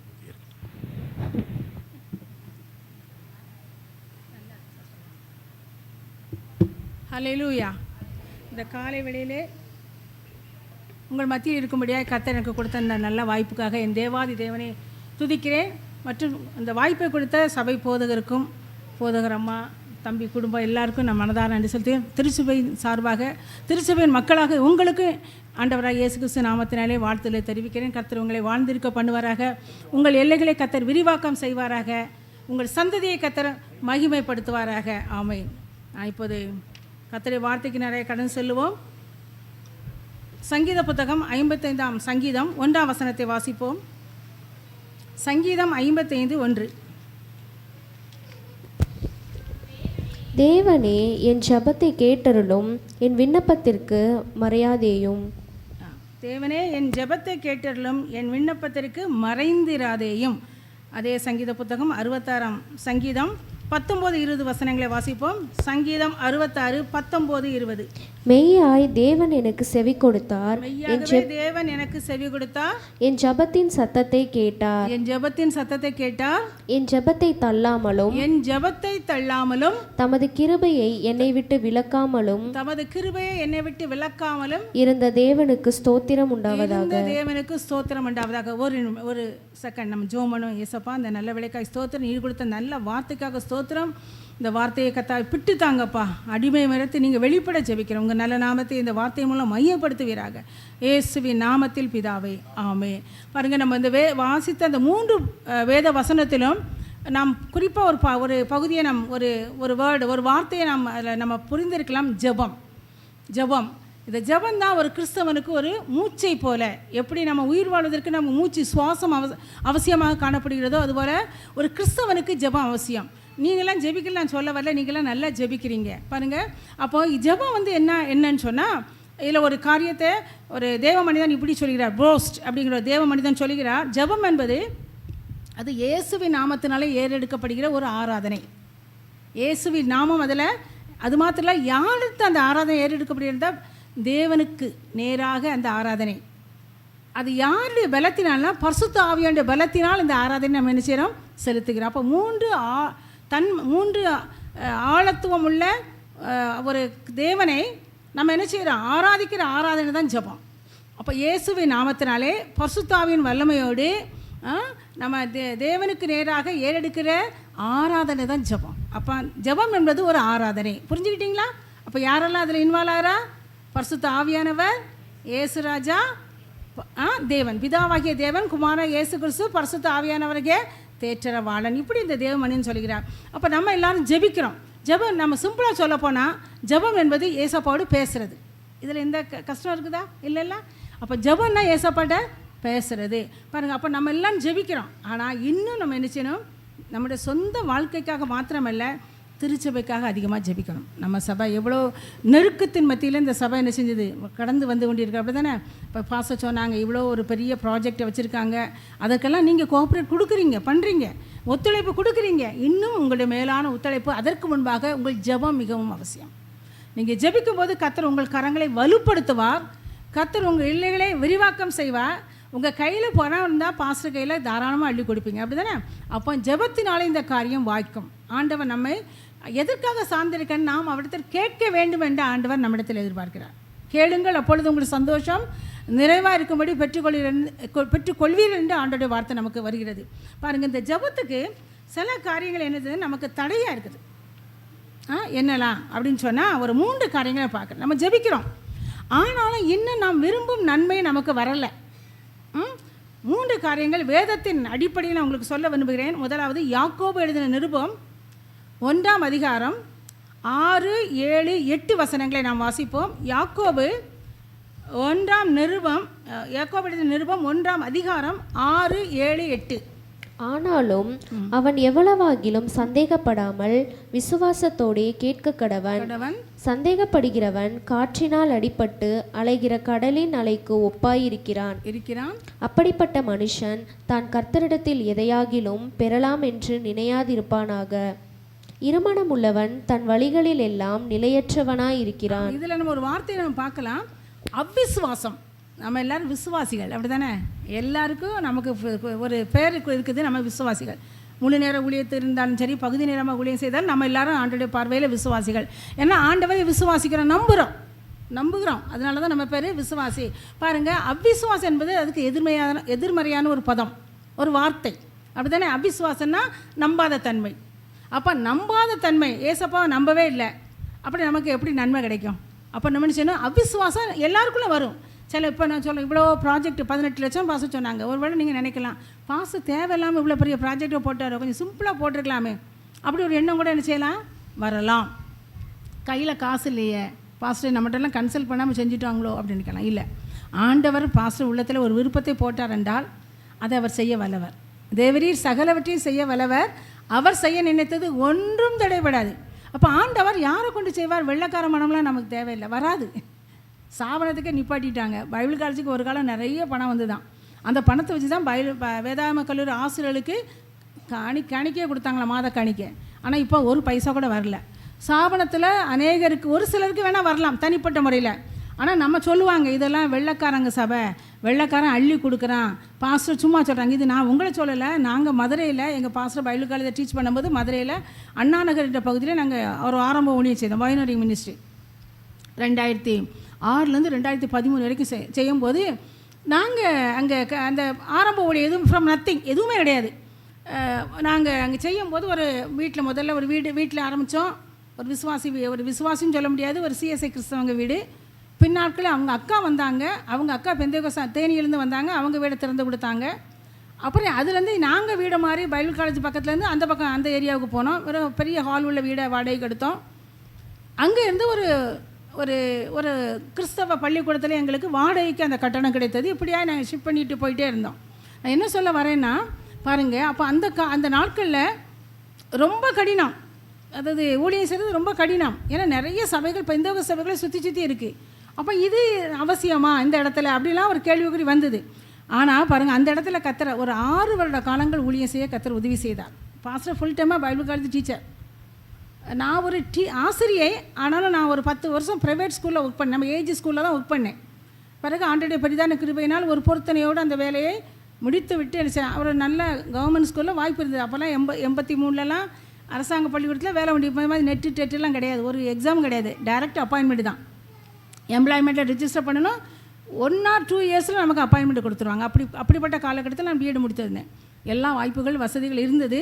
நம்ம ஸ்தாபனத்தில் தலைவர் பாச ஜெயராஜ், இப்போ உள்ள தலைவருடைய அப்பா, அவரும் சொல்லியிருந்தார், தமிழ் மீடியத்திலே வேலை வாங்கி கொடுக்குறேன் அப்படி சொல்லியிருந்தாங்க. ஆனால் எனக்கு ஒரு எனக்கு ஒரு குறை இருந்தது, குழந்தை இல்லாத ஒரு சூழ்நிலை இருந்ததுனால ஆண்டோட ஒரு பொருத்தனை பண்ணேன். ஏசப்பா எனக்கு ஒரு பிள்ளையை தந்தீங்கன்னா நான் அந்த வேலையை நிச்சயமே, அரசாங்க வேலை எனக்கு வேண்டாப்பா. அப்போ எனக்குள்ள ஒரு உந்துதல் இருந்தது, ஏன் நம்ம குழந்தை பிறந்த பிறகு எதுக்கு செய்யணும், பிறக்கிறதுக்கு முன்னாலே விசுவாசத்தோடு என்ன செய்வோம், வேலையை ரிசைன் பண்ணுவோம். அப்போ எங்கள் மேனேஜ்மெண்ட்லேயே எனக்கு எதிர்ப்பு, ரெசிக்னேஷன் லெட்டர் வாங்கலை. ஆனால் நான் என்ன செய்தேன், டேபிளில் தான் வச்சேன், சாரி என்னை மன்னிச்சுக்கோங்க. ஏன்னா எனக்கு ஆண்டவர் ஒரு ஆசையை கொடுத்தாரு, விசுவாசம். ஏன்னா அது வரைக்கும் குழந்தை இல்லை, வாய்ப்பும் இல்லை. ஆனால் கர்த்தர் கிருபையினால் அந்த விருப்பத்தை கொடுத்தார். விருப்பத்தின்படி ரிசைன் பண்ணேன். பாருங்கள், அடுத்த மாதமே எனக்கு கன்சீவாக கர்த்தர் உதவி செய்தார். ஒரு குழந்தையை பெற்றெடுக்க கர்த்தர் அனுகிரகம் பண்ணார். என்னென்னு சொல்கிறேன்னா, இந்த விசுவாசத்துக்கு எதிர்மையான காரியங்கள் தான் நடக்கும் நம்ம வாழ்க்கையில். அப்போ அங்கே நான் ஊழியம் செய்ய அப்படி தான் எல்லாரும் சொன்னாங்க, அங்கே நிறைய சபைகள், பெந்தேகோஸ்தே சபைகள் இருக்குது, இங்கே வந்து நீங்கள் என்ன செய்ய முடியும், ஒன்றுமே இல்லையே, என்ன செய்ய, அது பாஸ்டர் ஃபுல் டைமாக பைபிள் காலேஜை டீச் பண்ணுவாங்க, என்ன செய்ய முடியும். ஆனால் ஆண்டோடைய பெரிதான கிருபையினால் ஒரு 6 வருடங்களில் 6 வருடத்தில் 60 ஆத்துமாக்களை கர்த்தர் புதிதாய் தந்தார். எல்லாம் அதில் 80% 80 விழுக்காடு மக்கள் வந்து முதல் தலைமுறை கிறிஸ்தவர்கள். ஆண்டவர் செய்தார். 21 சென்ட் இடமும் ஸ்தாபனத்தின் பேரில் முடிக்க கர்த்தர் உதவி செய்தார், ஃப்ரம் நத்திங். எங்களுக்கு பைபிள் காலேஜில் பாஸ்டருக்கு தெரியும், காணிக்கெல்லாம் விசுவாச வாழ்க்கை தான் எங்கள் வாழ்க்கை, பெரிய அளவுலாம் அங்கே கிடைக்காது பாருங்கள். ஆனாலும் மக்கள் கொடுத்த, ஏன்னா உங்களைப் போல மக்கள் கொடுத்த காணிக்கையினால் இந்த 21 சந்த இடம் அப்போ ஒரு சில லட்சங்கள் தான், ஆனால் இப்போ பல லட்சங்களாக பெருகி இருக்கிறது இடம் பாருங்கள். இப்போ நல்ல தம்பி, எங்களை காட்டிலும் நல்லா அந்த தம்பி ஊழியம் செய்கிறாரு இந்த சபையில். இப்போ இடம் வாங்குவதுக்கு அண்ணா நகர்லேயே இடம் வாங்குவதற்கு முயற்சி எடுத்து வருகிறாங்க. எது சொல்கிறேன்னு சொன்னால், விசுவாசத்தோடு முன்னேறி செல்லும்போது கர்த்தர் அதுகளை வாய்க்க பண்ணுவார். நமது காரியம் நமது தேவன் நமது காரியங்களை வாய்க்கப்படுகிற தேவன். அதனால் நீங்கள் சந்தேகப்படாதங்க. அவிசுவாசம் வேண்டாம் நமக்குள்ள. இந்த காரியத்தை கர்த்தர் செய்வார். இதை மாத்திரமில்லை, இன்னை காட்டிலும் மேலான காரியங்களை கர்த்தர் நமக்காக செய்வார், இந்த சபைக்காக செய்வார். நம்புறீங்களா? நம்புறவங்க கரங்களை உயர்த்தி கர்த்தருக்கு நன்றி செலுத்துவோம். ஸ்தோத்திரம் ஸ்தோத்திரம் ஸ்தோத்திரம். பாருங்க, அப்போ அவிசுவாசம் நமக்குள் இருக்கும் என்றால் நம்முடைய தனிப்பட்ட வாழ்க்கையிலையும் இதெல்லாம் நடக்குமா? ஒரு சின்ன சொல்கிறேன். ஒரு அம்மா ஜெபம் பண்ணாங்களாம். பக்கத்தில் ஒரு பெரிய மலை இருந்த மலை பகுதியில் இருக்க அம்மா அப்போ ஜெபம் பண்ணாங்களாம். ஆண்டவரே, எனக்கு இந்த மலை ரொம்ப டிஸ்டர்பன்ஸாக இருக்குது, ரொம்ப என்னை பாதிக்குது. நான் ஒரு இடத்த தாண்டி போனால் கூட இந்த மலை என்ன செய்யுது, பிரச்சனையாக இருக்குது. இந்த மலை எப்படியாவது போகணும். நீங்கள் சொல்லியிருக்கீங்களா, கடுகளவு விசுவாசம் உங்களுக்கு இருந்தாலும் இந்த மலையை பார்த்து போன்னு சொன்னால் சமுத்திரத்தை விழுங்குன்னு சொல்லியிருக்கீங்களா?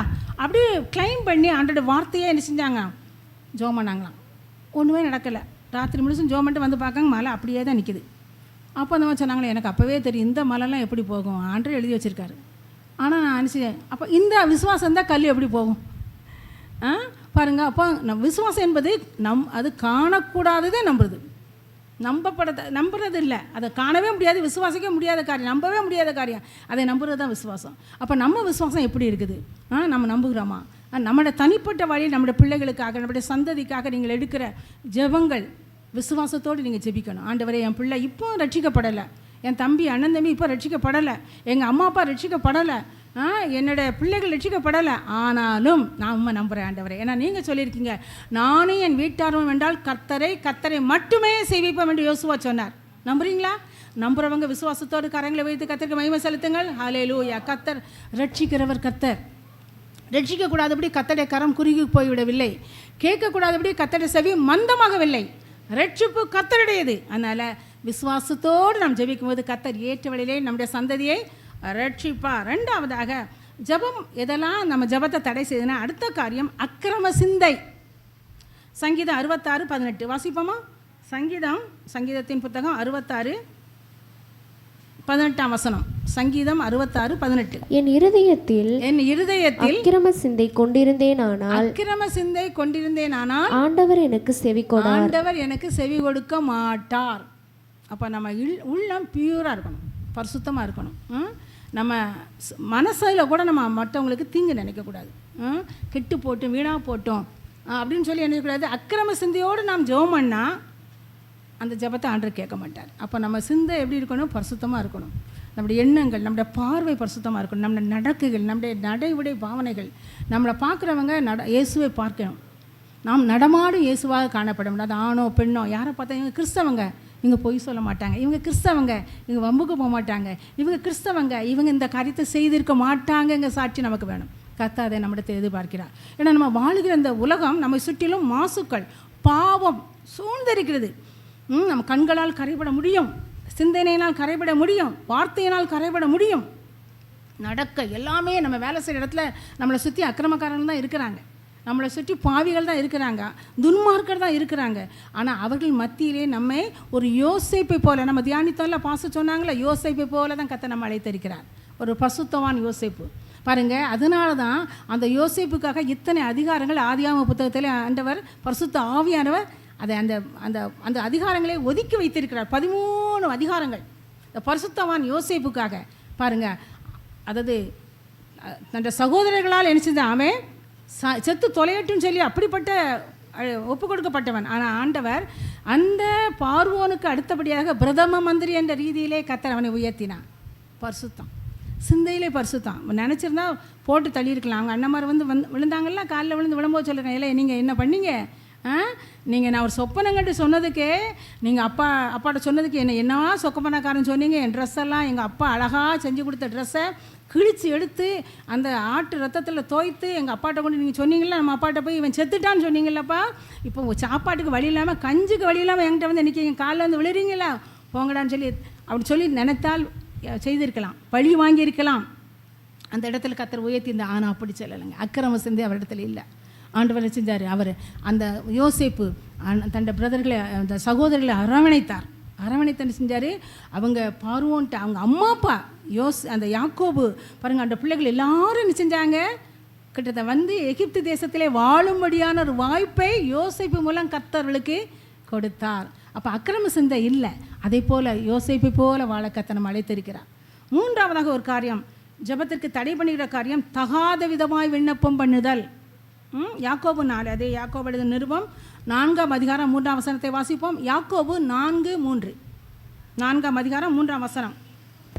நீங்கள் விண்ணப்பம் பண்ணியும் உங்கள் இச்சைகளை நிறைவேற்றும்படி செலவழிக்க வேண்டும் என்று தகாத விதமாய் விண்ணப்பம் பண்ணுகிறபடியினால் பெற்றுக்கொள்ளாமல் இருக்கிறீர்கள். நம்ம விண்ணப்பம் பண்ணுறோம், ஜெபம் பண்ணுறோம், சில நேரம் நம்ம கிடைக்க மாட்டேங்குன்னு சொன்னால் தகாத விதை இச்சைகளை நிறைவேற்றும்படி, எனக்கு இந்த பொண்ணு தான் வேணும், ஏசப்பா தாங்க தாங்க, நம்மளோட இச்சை நம்மளோட ஆசைப்படி ஆண்டவர் அதுக்கு கொடுப்பாரு. கொடுத்தா அது உங்களுக்கு கண்ணியாக தான் இருக்கும்.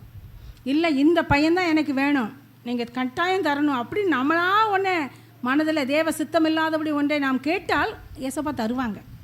ஆனால் நமக்கு அது நமக்கு தேவ சித்தமாக இருக்காது. அந்த பாஸ்டர் எங்கள் பாஸ்டர் அடிக்கடி பிரசங்கம் சொல்கிறோம், 2 விதமான சித்தம் இருக்கான். ஒன்று தேவனுடைய பரிபூர்ண சித்தம், அது வந்து யோசேப்பு வந்து அந்த எகிப்து தேசத்திலே உயர்த்தப்பட வேண்டும் என்பது தேவனுடைய பரிபூர்ண சித்தம்.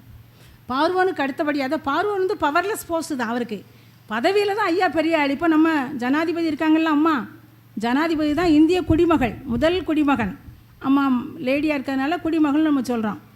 ஆனால் அந்த அம்மா பவர்லெஸ், அப்படி தானே உங்களுக்கு தெரியும்ல. இப்போ யார் பவர்ஃபுல்லுங்கிறது உங்களுக்கு தெரியும். அப்போ அந்த மாதிரி ஒரு பவர்லெஸ் போஸ்ட்டில் தான் யார் இருந்தா, பார்வோன் இருந்தாங்க. ஏன்னா அவங்க அந்த பார்வோன் என்பது ஒரு பட்டப்பெயர், இந்த குடும்ப பேர்னு சொல்லுவாங்கள்ல. இப்போ எங்கள் ஊரில் சொல்லுவாங்க, எங்கள் தாத்தா பேர் பாண்டியன், எங்கள் ஃபேமிலியில் ஆண்கள் வாரிசுகள் எல்லாருக்கும் பாண்டியன். பெண்களுக்கு நாங்கள் அதை செய்கிறதில்ல, ஆண் வாரிசு எல்லாம் பாண்டியன், அது பட்டப்பெயர். அதுபோல் பார்வன் என்பது அது ஒரு டைட்டில், அது ஒரு பட்டப்பெயர். அந்த பார்வன் அதுக்கு முன்னால் இப்போ மன்னர்கள் அரபு தேசத்து மன்னர்கள்லாம் வச்சுருப்பாங்க, ஒரு குறிப்பிட்ட பேர் வச்சுருப்பாங்க.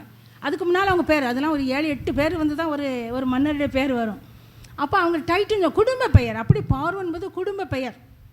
அந்த பார்வன் அவன் தேசம் முழுவதுக்கும் அதிபதியாக இருந்தாலும் அந்த அடிமையாய் கொண்டு செல்லப்பட்ட யோசேப்பு தான் அந்த தேசத்தை, எகிப்து தேசத்தை போஷிக்கிற இடத்திலே, பிரதம மந்திரி என்ற இடத்திலே கர்த்தர் உயர்த்தினார். பாருங்கள், அப்போ அவருக்குள் இருந்த பரிசுத்தம், அந்த விசுவாச வாழ்க்கை, அக்கிரம சிந்தை இல்லை, பழிவாங்கும் எண்ணம் இல்லை. அது மாத்திரம் இல்லை, அவர் தகாத விதமாய் விண்ணப்பம் செய்யவில்லை. அப்போ இந்த 3 காரியங்கள் நிச்சயம் நம்ம ஜெபிக்கிற ஜெபத்திற்கு தடையை கொண்டு வரும். முதலாவது, அவிசுவாசம் நமக்குள்ளே இருக்கக்கூடாது, விசுவாசத்தோடு ஜெபிக்கணும். விசுவாசத்தோடு ஜெபிக்கும் போது கர்த்தர் நம்ம ஜெபத்தை கட்டாயம் கேட்பார். கர்த்தர் ஜெபத்தை கேட்பார், நம்ம விண்ணப்பத்தை ஏற்றுக்கொள்வார். 2ஆவதாக, அக்கிரம சிந்தை நமக்குள் இருக்கக்கூடாது. 3ஆவதாக, தகாத விதமாய் நம்முடைய இச்சையை நிறைவேற்ற முடியாது. சொன்னேன், ஒரு சித்தம் வந்து பரிபூர்ண சித்தம், இன்னொரு சித்தம் இருக்குது அனுமதிக்கப்பட்ட சித்தம். பரிபூர்ண சித்தம் என்னென்றால், ஆதாம் ஏவாள் அந்த ஏதேன் தோட்டத்தில் இருந்தாங்கல்ல, இந்த கனியை புசிக்கக்கூடாது, ஆண்டோடைய கட்டளை புசிக்க வேண்டாம் என்பது தேவ சித்தம், அது பரிபூர்ண சித்தம். ஆனால் புசித்துட்டாங்க, அனுமதிக்கப்பட்ட தேவ சித்தம். அதன் விளைவு என்ன, தோட்டத்தை விட்டு அவர்கள் விரட்டி அடிக்கப்பட்டார்கள். வருத்தத்தோடு ஆதாம் என்ன செஞ்சார், பெண்டார். பாருங்க, ஆண்டவர் அவர்கள் மேல் வைத்திருக்க நோக்கம் நிறைவேறாமல் அடிபட்டு போயிற்று. அப்போ நமக்கு என்ன சித்தம் வேணும், தேவனுடைய பரிபூர்ண சித்தம் வேணுமா, தேவன் அனுமதித்த சித்தம் வேணுமா? தேவனுடைய பரிபூர்ண சித்தம் நமக்கும் நம்முடைய சந்ததிக்கு நிறைவேறும்படிக்க நாம் திறப்பின் வாசலே நிற்க வேண்டும். கடைசியாக நான் சொல்லி முடிக்கிறேன். பாருங்கள், ஜெபம் அதில் ஒரு 4 காரியம் அதில் ஜெபத்திலே காணப்பட வேண்டும். 4 காரியம் சொன்னால், நம்ம ஜெபிக்கிறோம், நம்ம ஒரு வேளை 1 மணி நேரம் ஜெபிக்கிறவங்க உண்டு. ஆண்டவர் சொன்னார், 1 மணி நேரமாவது விழித்திருந்து ஜெபிக்கக்கூடாதான்னு கேட்டார். 1 மணி நேரம். இப்போ நிறைய பேருக்கு 10 நிமிஷம் ஜெபம் பண்ணாலே பெரிய டாஸ்காக இருக்குது. 10 நிமிஷம் ஜெபமே முடியாது. ஏன்னா வேலை, ஒர்க் ப்ரெஷர், வேலை அழுத்தம். வேலை அழுத்தம்னு சாப்பிடாமே இருக்கோம், தூங்காமே இருக்கோம், அதெல்லாம் நல்லா சரியாக செய்கிறோம்ல, ஊருக்கு போகாமல் இருக்க எல்லாம் செய்கிறோம்ல. ஆனால் ஜெபத்தை நம்ம நினைச்சக்கூடாது, கட் ஷாட் பண்ணவே கூடாது. அப்படின்னு நமக்கு வர வேண்டிய ஆசீர்வாதங்களே கட் ஷாட் ஆயிரும். அதனால் ஜெபத்தை நிறுத்தவே கூடாது, நம்ம ஜெபம் பண்ணணும். அதில் 4 விதமான காரியங்கள் அடங்கி இருக்க வேண்டும் என்று நம்ம என்ன செய்யலாம், அதை எடுத்துக்கொள்ளலாம். முதலாவது, அந்த ஆக்ஸ் நம்ம சொல்லலாம். அப்போஸ்தலர் நடவடிக்கைகள் ஆங்கிலத்தில் ஆக்ஸ், ACTS, அதை வரிசைப்படுத்தி உங்களுக்கு ஜெபத்தில் என்னென்ன பகுதியில் இருக்க வேண்டும் என்று சொல்லி இந்த வசனத்தை நான் இதோடு நிறுத்திக் கொள்கிறேன். முதலாவது ஏ ஃபார் அடோரேஷன், அதாவது அந்த ஜெபத்திலே பணிந்து கொள்ளுதல் இருக்க வேண்டும். தேவனை நான் சொன்னேன், ஜெபம் என்பது ஒரு ஆராதனை. இயேசுவின் நாமத்தினாலே பரிசுத்தாவின் வல்லமையோடு தேவனிடத்திற்கு ஏறெடுக்கப்படும் ஆராதனை தான் ஜெபம். அப்போ ஜெபம் என்பது ஒரு ஆராதனை.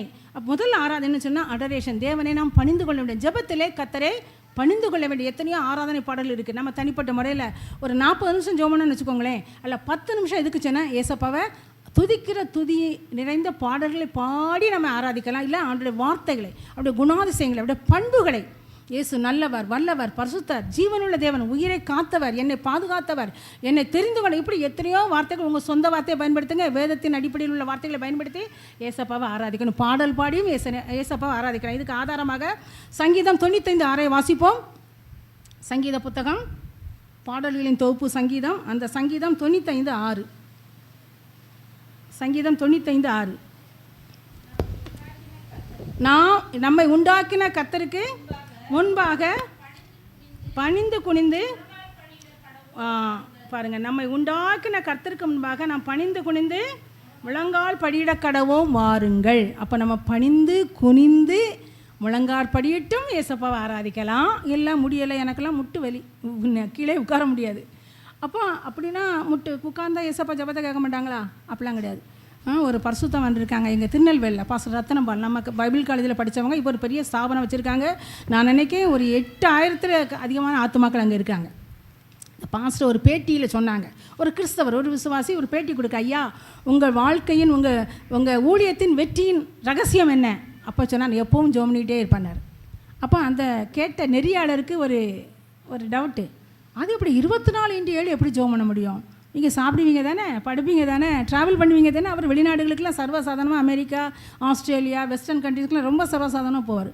அப்போ சொன்னார், நான் நடந்தாலும் இயேசுவே, என் உள்ளம் இயேசுவோடு உறவாடி கொண்டே இருக்கும்.